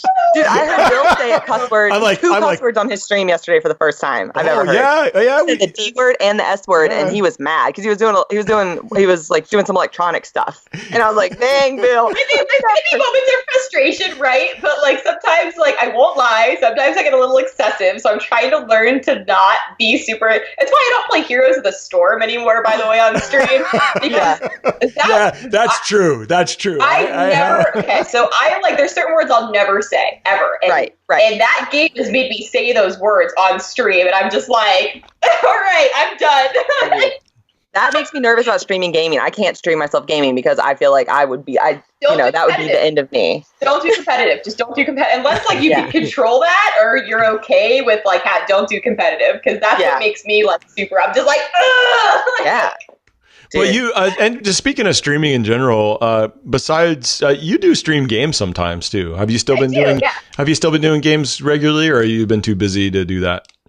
I switched up my schedule so I can do games regularly because my the community that I've my awesome followers and watchers is super great. I love them all. They have been asking me to do games again because they really enjoy watching me rage. I need to start replacing. I don't think you guys have seen the show called The Good Place, but they can't say curse words. So instead of the F word, she says like fork and like shirt. And I'm like, I should just start doing this because that's great. Like if I'm yelling fork really loud, who cares? Like, well, and that's mother, father, and stuff like that. That's like where your little rage emote came from, right? Don't you have my little vert rage emote that I use on everything. Yeah, like it's kind of like your standard state is just rage. Angry. Rage, yeah. So I stream games now Friday nights, 8 p.m. Central to 1 a.m. so that I can still have my daytime to work on anything I need to work on. I'm going to tune in this Friday, and I got to see this. I'm playing Ori in the Blind Forest right now, so it's not like a crazy game. I'm super happy I'm playing it. Number one, because it's fun. It's really, really fun. And number two, it's not really. It is a challenging game. I can't really say it's that relaxing. The music is awesome and it's very visually beautiful, but like it is a challenging game. But it's nice to mix things up because they just want me. I love Darksiders. But I've played it like a million times, and I keep putting up to vote what people want me to play, and they keep saying Darksiders, so I was super happy when a new game won. Yeah, dude, I love that. That's awesome. I'm going to check it out, because I have that game, like, on my, it's on Steam, isn't it? Pretty sure it's on my wish list, yeah. But I've been playing Destiny, and that is a game that, like, I love it. It's beautiful. I love this game. The music's amazing. The gameplay's amazing. It's beautiful, but it scares the crap out of me. Like, I get that it's not a scary game, but, like, the big old trilobites or whatever come around the corner, like the big space guys, and I'm like, ah! And I scream. It makes so much noise. You should just stream Destiny. I don't want to, like, entertainment right there. Yeah, it's crazy. Like, I told Matt, like, and as soon as I jump, I'm like, what is this? I can't do this. I don't know. How do I run? How do I crouch? Oh my gosh, he's shooting at me. Where's it coming from? What is that over there? And Matt's like, dude, you could, if you stream this, people would think you're crazy. Like, I actually want to watch this. I really do. That's what I'm saying. Like, I think people would want to watch it. I need to see you flipping out over a game. Oh, I really man. do. It's like, you should just play Dead Space next. Oh.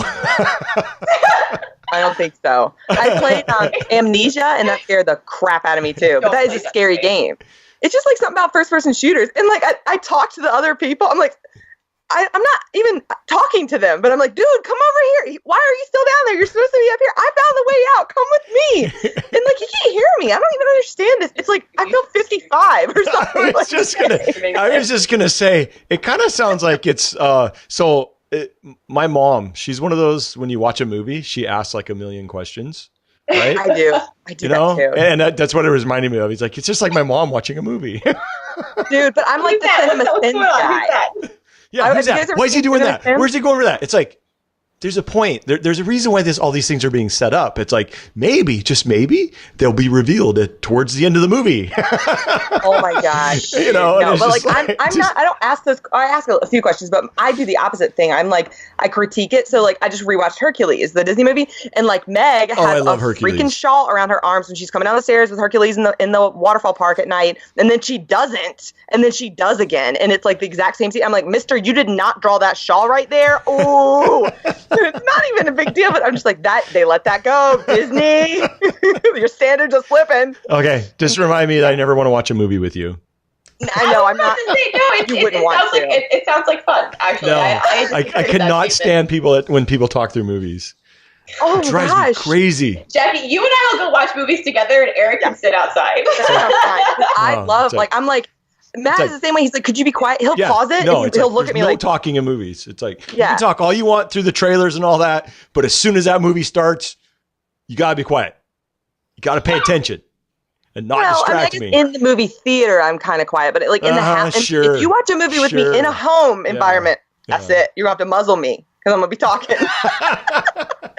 Well, same thing. I don't want somebody talking to me when I'm watching at home either. I'm sorry. I like to comment on things. I'm like, dude, can you believe what's happening? Yes, I'm watching it. But, like it's a dragon. Can you believe that it's a dragon? It's alive. I know. I'm watching the same thing you are. No, you're not, clearly, because you're not reacting like I am. That's how I feel. Okay, maybe this would be kind of fun. Okay, I changed my mind. Maybe I do want to watch that's what I'm with saying. If you're like at home with some popcorn, it's like Mystery Science Theater. Like, you sit there and comment on it. It's the best. Yeah, me and my brother's the same way. So at least, I grew up with someone that's like that. So it's really funny when people aren't like, Jill is not like that. Jill's like, Jackie is a lot. Jill's very quiet. I'm like, Jill, what are you doing? Jill! And I like saying her name in a funny way. So I'll walk up to her house and I'm like, Jill! Jill! Jill! And she's like, Jill? She'll just make a quiet little peep back and say her name like that. And it's so funny because she is so quiet. I'm going to make her loud. That is hilarious. Oh my goodness. Jackie, you crack me up. You guys crack me up. It's fun. Nice talking to you guys. I've been talking to myself a lot lately. I know, that's another downside of working alone, right? It's like, it's like, hello again, Wall. Hi. Yeah, right before BlizzCon, I had been working by myself so much in the shop that I told Matt, I was like, I don't know what Blizzard, I'm worried that they've hired me and I'm not going to remember how to talk to normal people. Because I talk to myself out loud. Well, that's true. And you were holed up. I mean, I couldn't even get. I couldn't even get 2 words out of you from texting sometimes for several weeks there. I didn't have my phone. Oh yeah, when I was when I was working. When you were working, you were just I felt bad because I had so many I wasn't talking to anybody. No, I know. I was you get in that work zone, but that was the way what you said about setting goals and time management and stuff. I definitely did a lot of things on that build that I should have not done, and it would have sped me up. I took chances or decided to make. I ended up remaking my torso 3 times, all because if I had just measured in the beginning, I would have made it right the first time. But I was like, I can wing it. No, I couldn't. But you learned. I mean, you're talking about saving time, but the reality is if you hadn't learned, you wouldn't have learned a huge lesson or whatever in that. And it's just, yeah. You did it. I'm getting better, actually. Matt even commented yesterday. He's like, "You are getting." I used to take shortcuts a lot, and I'm not. I'm not doing that anymore. I'm starting from the beginning, and I'm little things instead of wiring up a bunch of electronics and just thinking, "Oh, I know this is going to work," I use a breadboard like an adult, and I test it. I'm like, "Here's the breadboard, Jackie. Learn how to use the breadboard like an adult. Don't solder it and then shrink wrap it and then have to cut it apart like an idiot," which I have done. I think we've all done that all the time. Yeah, because I'm like, I've done this a million times, it'll be fine. And then I get a dead LED, and I'm like, oh my gosh, Yeah, my Garrison shoulders originally, I bought a bunch of LEDs, and I had I was gonna program them to pulse and everything, and I soldered everything together, and I was just like, why isn't this working? And then I was having some issues with the freaking, I remember the controller I got. But the controller was not working with my computer, and it wasn't taking the and it just every issue after another, and I literally just threw them on the ground and bought fairy lights. Yeah, dude. It's crazy because I was reading reviews of products I purchased from Adafruit, and it's you don't know if it's come to you broken. It was broken. I'm 90% sure mine was broken, and I had already soldered everything together, and it was too late to order a new one. Which, by the way, I'm gonna mentioning the fairy lights. They're easy, but I personally would not use them again. No, me either. They're not bright enough. Well, I have them because they're I have them for decoration stuff, in the house. Yeah. But in my costume, I'm too hard on the they break apart for me. I'm really hard on things. So they're working still in Frostmourne. I know you put them in the eyes of Frosty, didn't you? Yeah. And they work great in there, but I think it's because of how you laid them out. Well, that's because there's 5 times as many lights as needs to be in there. Yeah. I mean, my shoulders too, though, and I backed them with foil, and it just still. Wow. No, I think because I made my runes on my shoulders, they're pretty deep. Because I sculpted them in, so I think that it's just with the fairy lights and the deepness, it's just not vibrant enough to show. But yeah, I generally, it's better to not use them because they're cheap, and they can fail and stuff. But in a pinch, they work really well, and for really tight, shallow spaces. Yeah, it's really tight, shallow. And it just happens to be that, for Frostmourne, it was it was just quick and easy to use that for those because they're tight, shallow spaces.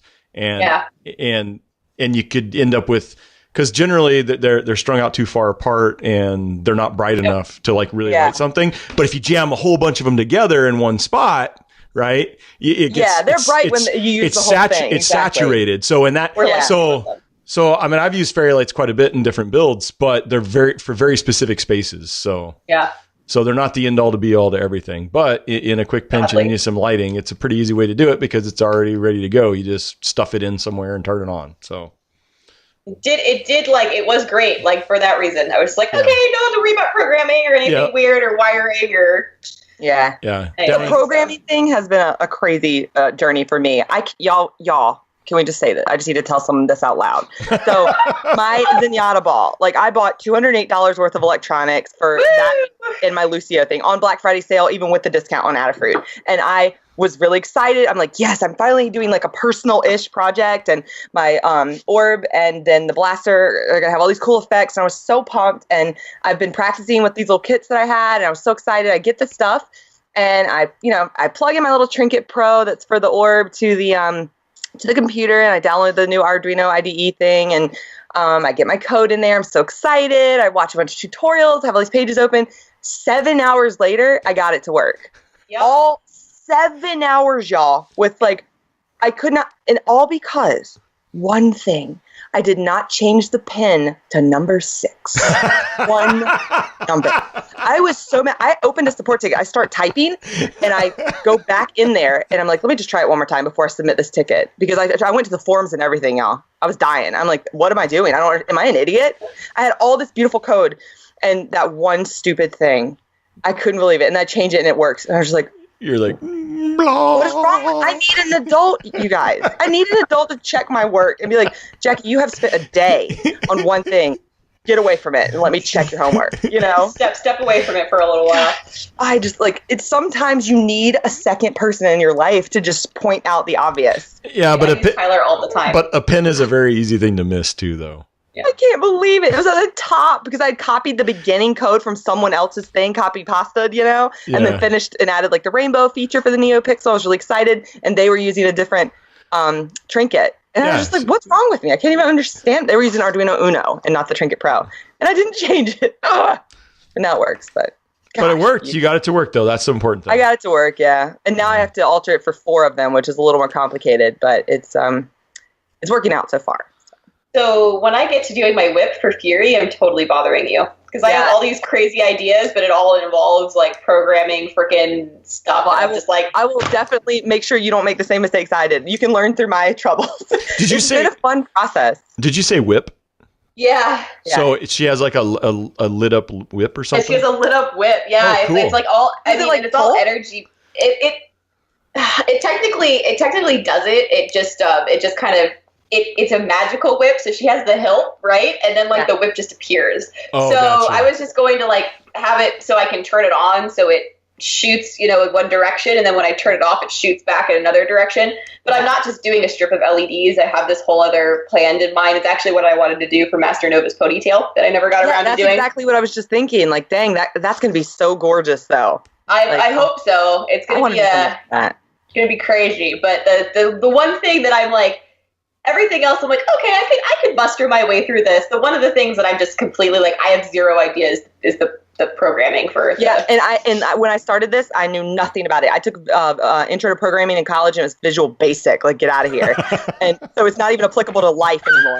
Right? It's not even applicable. It's like, what is this class? I made a calculator and all this basic stuff. So it's useless. I know Boolean statements and things that I know like the basics, but they don't apply to that code. But the Arduino they are so hold your hand user friendly that it's not bad. I was really happy about that. I was like, oh gosh, this is just thank the Lord that it was not like C++ or something. I was gonna have to bust out. What language is it? I don't know. I guess it's like their own. They have their own. Oh, yeah.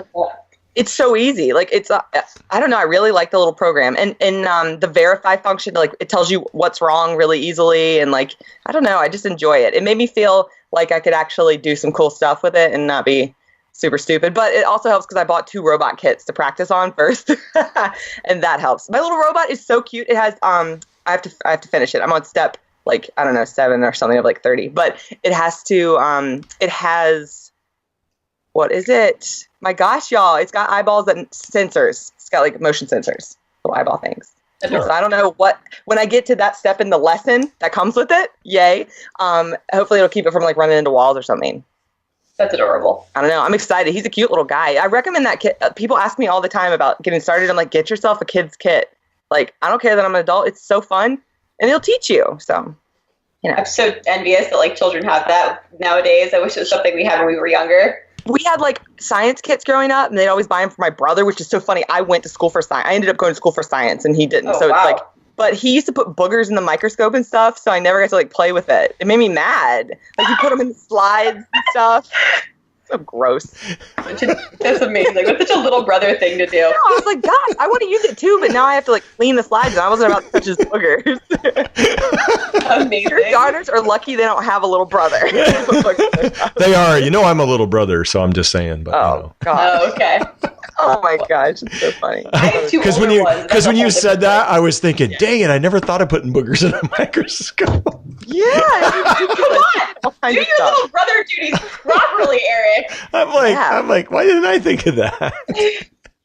Oh my gosh. I got to find a microscope because I'm really curious. You're a good little brother then, because my brother did all kinds of stuff. He got Batman stuck in the toilet, and Batman lived in the toilet for like 3 years until my dad had to fix the toilet, and he pulled Batman out, and I have Batman. He's in the attic. That's like really gross. That's like the weirdest. And I was like, he was in the toilet for like 3 years, you guys. It is a real story.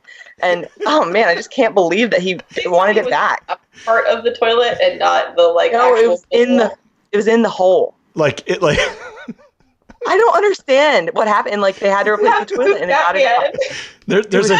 There's a great joke I want to make, but I don't want. Yeah, never mind. Oh, come on! No. Give the joke. Do it. That's he was literally shit faced. Yeah, he was. So gross. Like I can't believe you still have it. I know. Like when my brother cleaned all his toys out, he put them in a box and then put them in the attic, and I happened to be going through stuff.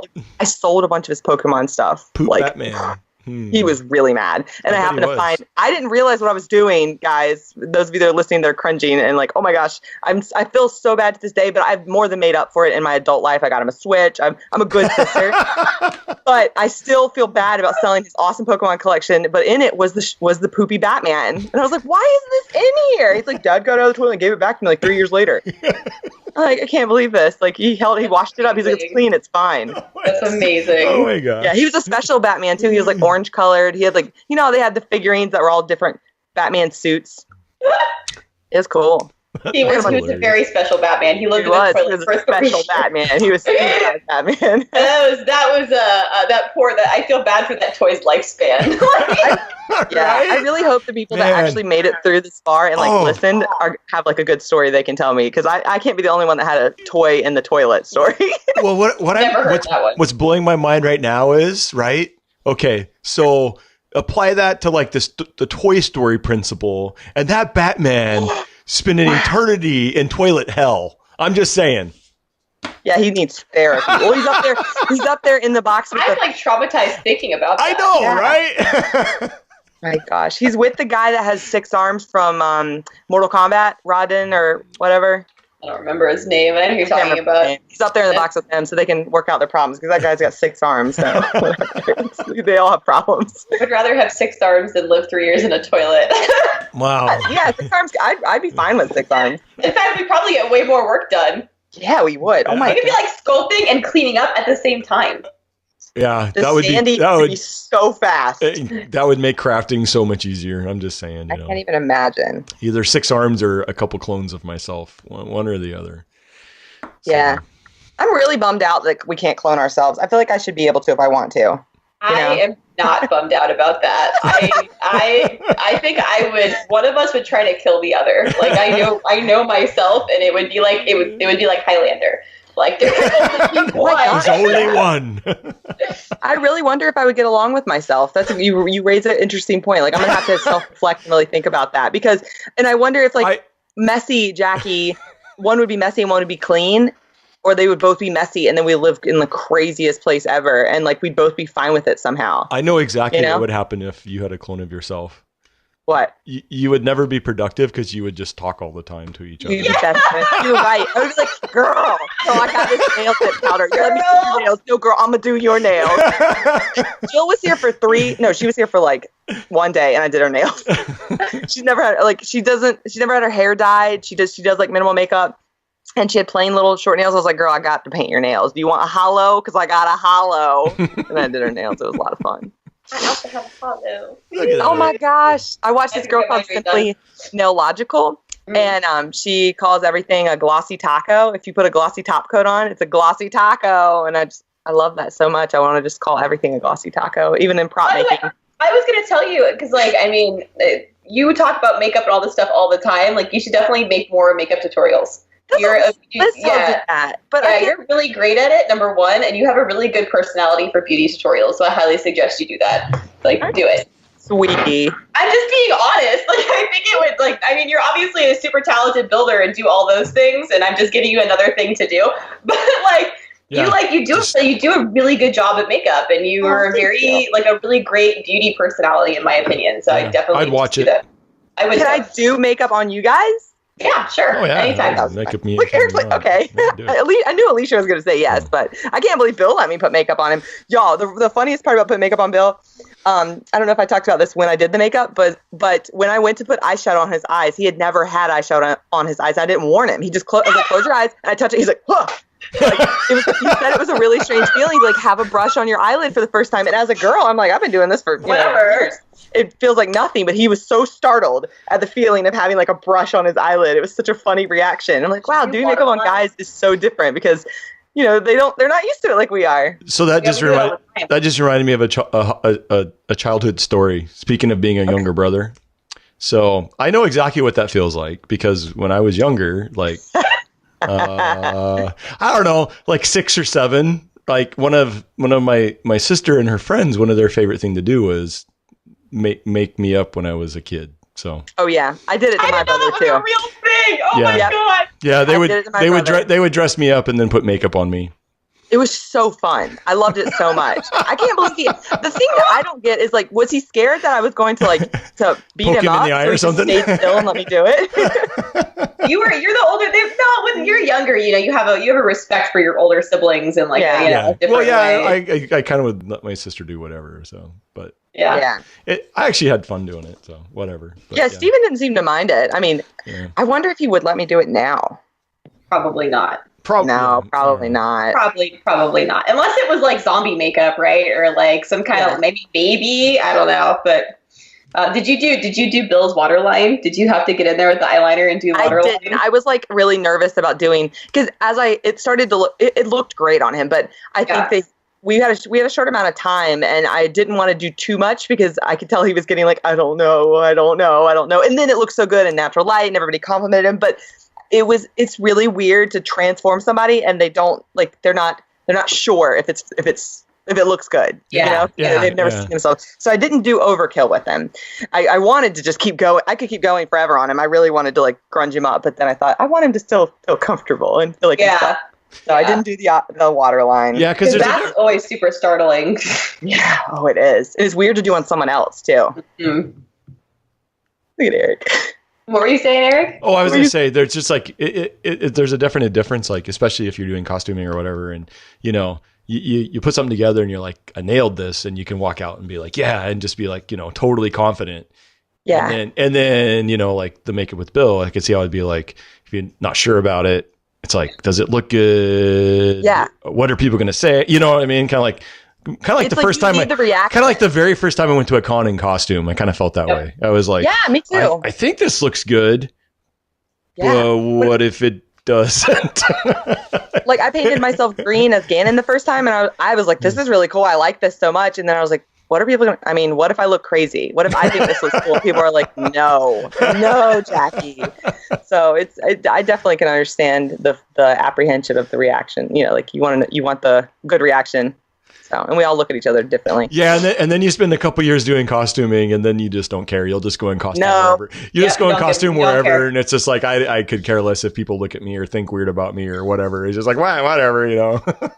And another thing is like some people get a lot of hate. Like Jill was talking about how she likes to do a costume with a helmet because she feels the most comfortable. And if she doesn't have a helmet, she likes to have like the hair and the makeup exactly like the character. This girl don't care. I'm wearing my natural hair because I don't feel like stuffing it in a wig. And if you tell me that I don't look like Varian because I got red hair, I don't care. You know what I mean? I know exactly what you mean. It's like I'm here to have a good time. These shoulders would pinch the wig off my head. I would be angry. This is what you're getting, and I think it's okay. You can do it. It is. Yeah, it's not like I'm doing a Hollywood accurate kind of thing. Well, that's the beautiful thing about what we do, right? Is like there's so many. It's funny because I had a meeting this morning with a company and we were talking about like cosplay in general, and I was telling them like it's so cool because there's so many different ways people do it, right? Like there's people that do it literally just for fun. They don't care. Like they're doing it because they want to do it, and they're not going to. There's some people who want to look exactly like the characters when they do it. There's some people that'll just cosplay a character because they love them. There's some people that'll cosplay a character because they want to look like, because they're like, I look like them, so I should do this, And there's so many different reasons as to why we do this. So there's like, just do it. Be red-haired Varian. Who cares? You're Jackie, awesome already. Armor. Yeah, like who cares? But there's people that like to like be in the character, and that's like a whole different kind of cosplay, and I can't do that. I just can't. Yep, that's why. So I tend to, because I kind of like being in that realm a little bit, so I know what characters that like I quote unquote would fit in as best. So good luck ever seeing me as a Disney princess. But I want to be a Disney, but I'm like a plus size Disney princess. So like, who cares? I don't care, but I feel like I love to talk to kids. I love talking to kids. I just find them so fascinating, the way they view things. And so I want to be a Disney princess just so I can talk to them like that. Like when I dress as Alice, I love it. I love oh my gosh, y'all, real talk though. Coolest kid experience. A little weird, I guess, for the parents, but I was dressed as I had a No Flutter inspired Poison Ivy costume was the first thing I made, and it had a really big petticoat, and I feel something on my leg, and I couldn't see like my legs, my feet, and there's a little girl hugging my leg. Aww. And her parents are at a distance, and they're like, "Oh, I'm sorry," and like I guess she thought I was a prince. She didn't know it was Poison Ivy. She thought I was a princess, and she like hugged my leg, and I was like, I will be a princess forever. The coolest thing. I was just like, you can stay. I was like, please let me have her. She's so cute. She was just like, I had to like lift the petticoat. And I was like, oh, hello. Hi down there. What's going on? I see you. But yeah, it's funny you say the plus size princess thing. I mean, the reality is like when kids have come up to me and Scarlet, like I've had kids do the same thing where they'll just grab my leg armor, like they'll just touch my armor or whatever, and they think you look amazing. Like they don't actually really, they're not thinking, oh man, well you're not the Scarlet Witch because you don't look like them. They're like, you're so cool, like you look like a superhero, and you're like, yeah, and it's they really don't care as much as you. It's just cool that you're there and that you're like a living, like It's funny. That reminds me of something. So a group in North Carolina does a Orange County. Not Orange County. They go to UNC Chapel Hill's Children's Hospital and they like tour the kids. And it's like a holiday thing, and they dress up in costumes, and the costumes have to be approved. And I've been wanting to do it. I went to UNC Chapel Hill, so I want to go back there and wear a costume and see and just hang out with the cool kids. But it has to be a certain thing. And Varian, I guess, is one that they could be that they allow. But I feel like nobody would really know what that is. But that brings up the point, like the kids don't really care. Yeah. They just want to see something exciting and fun and cool. But it's funny. They kicked back Deadpool, of course. Nobody can forget Deadpool. But they also kicked back Kylo Ren.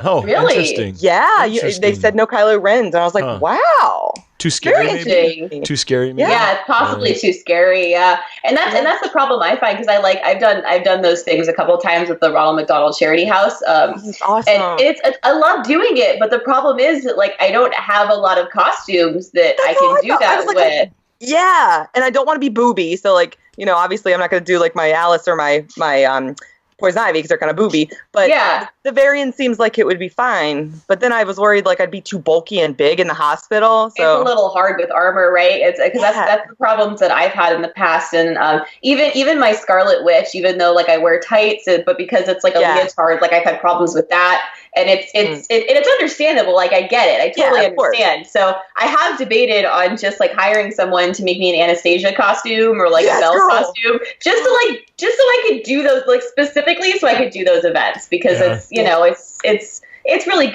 there's nothing more amazing than like you making a child's day, and you just light up their eyes light up super big, and they're just like, hi, and you're like, oh, hi. Yes, there is nothing like a child reaction to like your costume or your art. It just feels so good. Yeah. And it's just, I feel like it's a little bit of an escape from reality for them, and that must be really good. And the parents too, like, it's tough for them. So I'm going to make something specific. Like I was telling Jill and Matt, like, I'm ready to make a girly costume. I've been itching to make a girly one. So I'm definitely going to slowly make myself something that I can use for like kids stuff. But I got to figure out which one.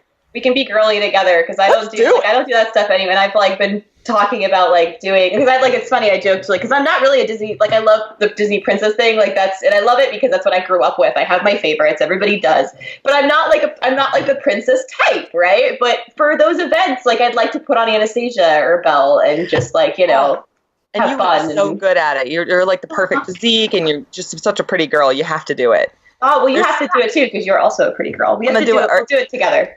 I'll do Ursula. That would work. No, that's whatever. Mean. No. Whatever. You can do whatever the hell you want to do. Do whatever princess you want to do. You should be a princess. Are you going to be a Disney prince with us, Eric? Yes, Eric, join us. Yes. Or a princess. You can be whatever you want to be. Yeah, you can be what. We are not trying to tell you have to be a prince. I've always wanted to do a beast costume, but that is so cool. Oh, I would love that. Do it. I love Beauty and the Beast. One of my favorites. There's all these really big costumes I want to make, but I never will. Yeah, I feel you on that one. That's an interesting point, though. What you just said is something that crossed my mind the other day. I had like a melancholy moment, which does not happen very often. And I was thinking if I make one new costume a year for 10 years, I'll only have 10 new costumes. And like, yeah. Like, that kind of sucks. Like, I don't want to. There's so many characters I want to make. I don't want it to be limited to like 10. That sucks. But like, we can only work so fast. Yeah, that's why I need more robots. The robots need to print a bunch of stuff for me. You need to clone Jill and buy some more 3D printers. I'm telling you, it's just Yeah, I want another CR10 though. Just coming full circle to our beginning, the CR10 has really impressed me. I will say, Eric Jarman says he loves it. He prints it. He has like a little EPS box that he puts over it because it definitely needs an enclosure. If you're doing anything other than ABS or the flexible. It's very, and I'm also concerned because mine I obviously am a noob about this, but my Taz is like strong. It's like this serious frame, double steel rod things, and it to the tippy top, it never like drifts or anything. It prints beautiful big prints.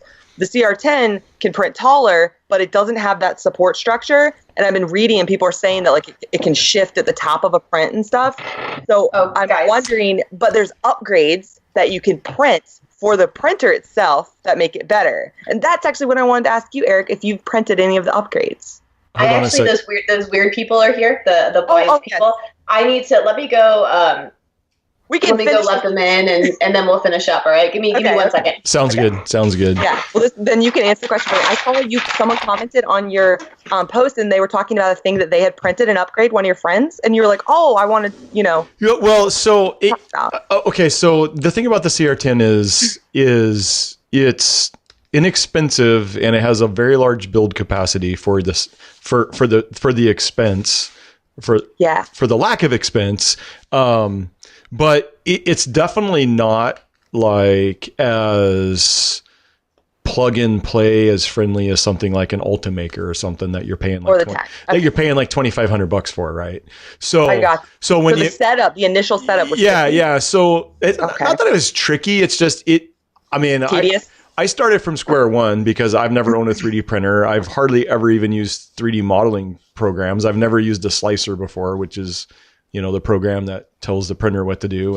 And so part of this journey for me the past month of playing with mine was just kind of figuring all this stuff out and learning how to use it. And so the CR10 is, it really, for what it is, for the price, it can be an amazing printer, but it takes a while to get it dialed in, to get it set up right, to get the profiles, the printing profiles where they need to be.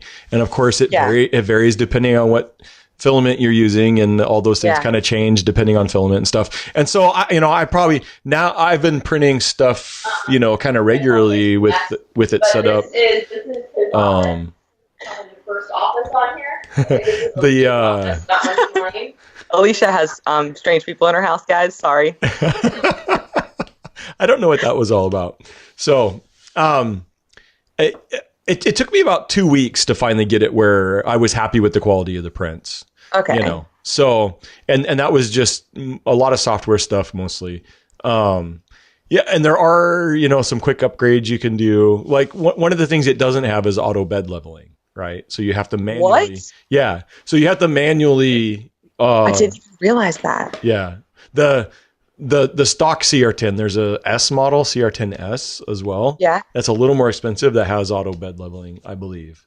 And so like one of the things that's like best to do is like print out the little knobs for leveling the bed. There's one in each corner underneath the bed. Yeah. And the ones that are stock are tiny. They're like these teeny little things that you can barely get your hand around because they're upside down underneath the bed, and you need to be able to turn them to level the bed, and you can't do that. So like on Thingiverse, there's a whole bunch of different styles of little wheels that you can print out that are bigger that just pop right over the top of those, so you can easily access those. It's like little things like that. I love that. That's awesome. I love that the like printable upgrades. That's so freaking cool. I'm gonna look into a bunch. And as far as like there's you were talking about the flexibility of the gantry. There's a lot of like people that are like, oh, it's really flexible and it's going to really screw up when you get really tall prints. And there's a lot of people like, no, if you make sure that it's all set up correctly and everything's tightened, it's fine. There's a bit, it's just like everything. There's a bit of debate whether those are necessary or not, but yeah, you can get, I mean, the one thing that I've really enjoyed about the CR10 is there's a huge community around it because it's so inexpensive. And basically if you want a part for it, somebody's already made it. And you can just print it on the CR10 and add it to it. So if you want to add those diagonal supports to the gantry, you can. You can go on to Thingiverse right now, and there's probably 5 different styles of supports that you can add to it that you run all thread rod to make those extra supports. I will say with mine, I printed a Christmas tree that took up probably 3/4 of the height of the gantry, and it didn't have any problems. Yeah, I haven't printed anything big yet on this one with Jill's, but I'm going to test it. And that's the highest thing I printed so far, and that was in vase mode. So it was like really kind of delicate because vase mode is really thin, and the top of it looked great. I didn't have any. Wow, that's awesome. I didn't have any shifting in the Z or anything. So I think it just kind of, the other thing about the CR10 is since it comes straight from China, the QA is not so great, right? Yeah, that's what I heard. And the instructions are so like, if you're on forums or not forums, but I'm part of a Facebook group, and like half the people on there will be like, hey, I got mine, I got it all set up, I calibrated it and everything, and it prints great. And half the other people will be like, hey, I got mine, I got it all set up, I calibrated it, and it prints like crap.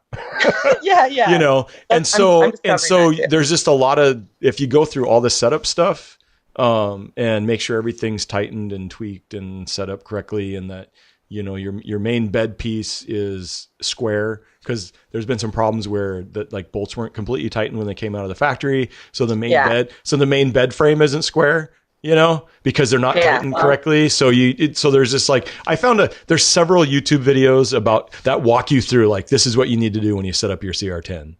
And I followed one of those, and I just did everything the guy said to do, and mine prints great, once I got to the point where I felt, I got the printing where I want to be. So it's definitely not, like I said, it's definitely not a super easy plug and play. But if you're a little bit of a tinkerer like I am, and you don't mind learning things, and the other cool thing about it is you learn a lot about the machine when you're doing all these tweaks and stuff.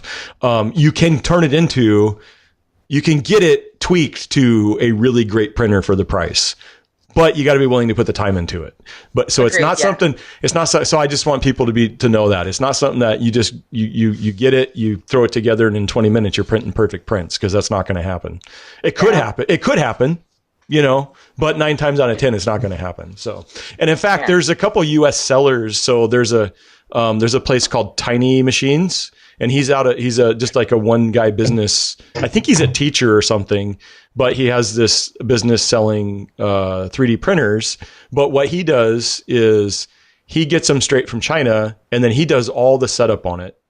Oh, that's nice. Make sure that, there's not any, because sometimes they have defective parts and stuff because, again, the QA sucks. And you can buy them straight from him. He charges like an extra $200. So you're it's like $500 or $600 instead of $300 to $400.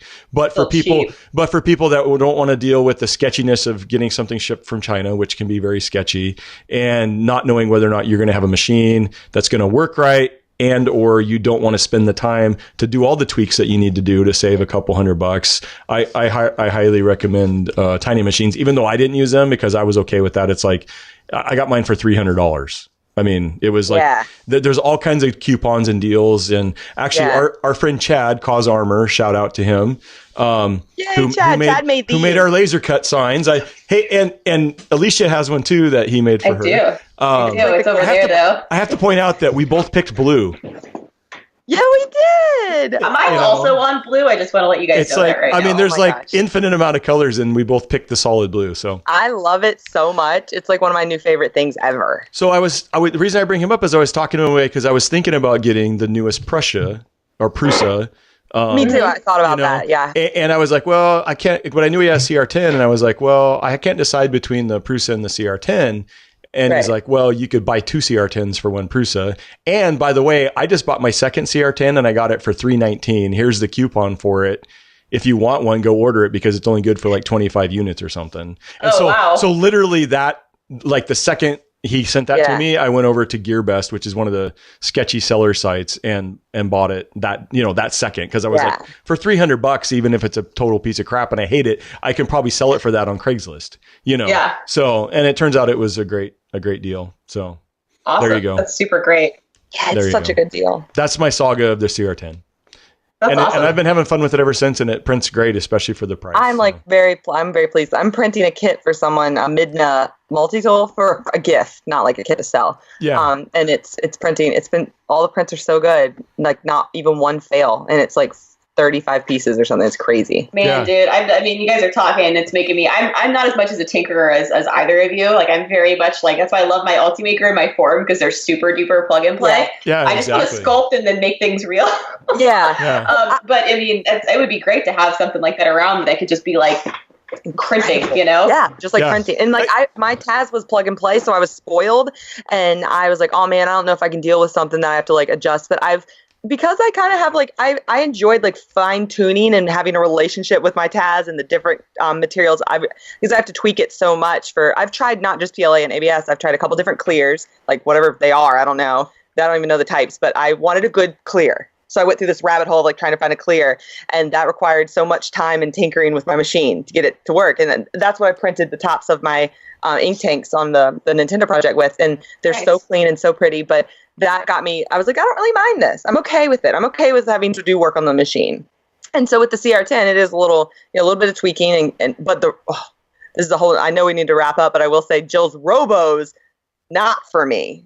The CR10, I don't mind the tinkering. It works. It responds well to the tinkering. The Robo is not my jam.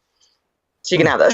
Interesting. And I have to throw out there that, I mean, I got my CR10 before BlizzCon, so I didn't really get much chance to play with it until after BlizzCon. And then once I got it set up and I started printing things, it's been running basically 24/7 since I got home from BlizzCon. I've had one print fail, and that was because it was a really thin base, and I forgot to add like a skirt to it or even a raft or something. And it wasn't the machine's fault. The base fell off in the middle of the night, when it was printing. So. And I woke up to this big some spaghetti. Oh yeah, big huge ball. You should see the spaghetti on the Robo right now. Actually, what was funny was I came downstairs and where I had it sitting, you couldn't see it until you walk into the room and come around the corner. And I come around the corner and the bed's completely empty. There's nothing there. Like there's no model, there's no print, there's no spaghetti. What? And I'm like, what? Somebody swiped my 3D print during the night. I mean, I don't know what happened to it. Wait, what happened? It fell in behind it and then behind the desk and then down onto the ground underneath my desk, right? But before it completely fell off, it printed like a big ball of spaghetti, but it was pretty funny. The one thing the Ultimaker has that I was envious of after I got my Taz. I love my Taz. I wouldn't take it back, but the enclosure of the Ultimaker is that is like a very appealing thing because the price point is the same as the Taz, but it comes with that enclosure. Yeah. So it's like I never really realized how great an enclosure is until like the summer, and then the fans, the AC, everything affects it. Everything. Yeah. Well, so we're building. The Ultimaker's not fully closed though, too. It's open on the front. It's open on the front and open on the top. I don't know, but like closure. Okay. So I do have to say this though. When I was printing Arthas, right, and I was doing all of my printing at first at Matter Hackers, and we were printing on the Taz and we were printing on the Ultimaker, and the reason why I got the Ultimaker was the print quality was just better. Like I found that I had to do a lot more cleanup every time with anything that was printed on the Taz than I did with anything that was printed on the Ultimaker. Is the Ultimaker 1.75? No, it's 3. It's 3. It is. It's 3, wow. Yeah. And right now, I mean, this is off my Ultimaker. I mean, this is point cutie. Point 1 is what it is. Yeah. And it's it's another reason why I have a schedule is so that I can print everything at 0.1 to reduce fucking standing time. I print everything at 0.1. I'm like, don't you dare give me a file that's 0.25. I will fucking face like a profile. If I see like it's loaded on the SD and it's like 0.25, no. Ew. No, go down. I don't want to stand you as much. Like I'd like to make this easier. Yeah, but I will agree with you. Like this is like so sad to say out loud. But the CR10 with the same I gave it similar profile as my Taz, and it prints like it might be a little cleaner. It might be a little cleaner, yeah. And that was my problem with that because I was originally going to get a Taz for the size of it, right? That was when I was like, I'm going to get myself a Taz, and then after working with both of them too at Matter Hackers, it was just the Ultimaker was so much easier to work with, and this is an expensive printer. I'm saying all this stuff, but it is an expensive printer, and it sounds like the CR10 is great, and for all that kind of stuff. I always have to state that because people are like, "Oh man, great," and I'm like, "But we paid so much for printers." Like I will say, and I like the CR10. I'm like Eric. Or like your friend, like our friend Chad, I want to get another one. I'm probably going to order another one because I like it so much, but I expect it's not going to be plug and play. The Taz was so freaking plug and play. I was like printing stuff just nonstop constantly, and it doesn't fail. Like no, the bed adhesion is so next level good. Nothing lifts, nothing fails. It's undeniably like it is the best user friendly thing. So I recommend like a refurbished Mini or whatever if you're like scared to death of 3D printing. But the CR10 is, man, it's like if people could just if they were fine with tinkering or getting it like from the mini things. Oh, tiny machines. Like that. Like that's the way to get. I mean, the money. It's like it's a little scary how cheap and good they are. So it's just a matter of time before it is plug and play and cheap and good. Yep. Yeah. Alrighty, well, this is officially the longest episode we've ever. Well, we could cut it up if you want, but make it shorter. No, that's okay. That's okay. It was such a great. Whenever we much fun stuff. Whenever we have guests, people always say it should be longer anyway. So I thought I'd let this one go. I feel like this is we've talked about so much. It's going to appeal to so many different people. I hope so. Especially I hope so. Especially people that want to open an IRA. That was the most interesting part of this whole episode. Thank you, everyone, for tuning in to IRAs with Jackie. Hey, next week we will talk about prunes and how good they are for you. So there Yummy. You go. Okay, well, let's say goodbye. Let's say goodbye and end this episode. Thank you so much for having us on. Thanks for being on. Yeah, thanks Alicia for having us on. Yeah, thank you guys for being on my show. It's fantastic. See, I'm delirious. We've been talking so long. It's like I normally don't talk this long. Jackie's used to it, but I'm just like we've had a great time now. And what's your YouTube? Is it also Vertvixen? It's Vertvixen Studios. So because I'm trying to create. We talked about this earlier. I'm trying to create an umbrella situation. Consistent branding too. So consistent branding, all that kind of stuff. But yeah, my YouTube is Vertvixen Studios. So make sure to check that stuff out for the ZBrush videos I'm making, as well as all of the other videos I'll be doing. And then if you guys ever want to watch me work live, you can check me out on twitch.tv/Vertvixen. Legit, I'm Vertvixen on everything. So if you just go on to whatever, you'll find me. Yeah. Luckily. And I'll make sure all the links will be in the podcast post too. So yeah, thank you guys. It's very sweet. So I'm really looking forward to your videos. I'm going to learn how to ZBrush. I am too. Thank you so much for being on, and thank you everybody for watching, listening to our longest episode ever. And we'll see you next time on Crafting Geek.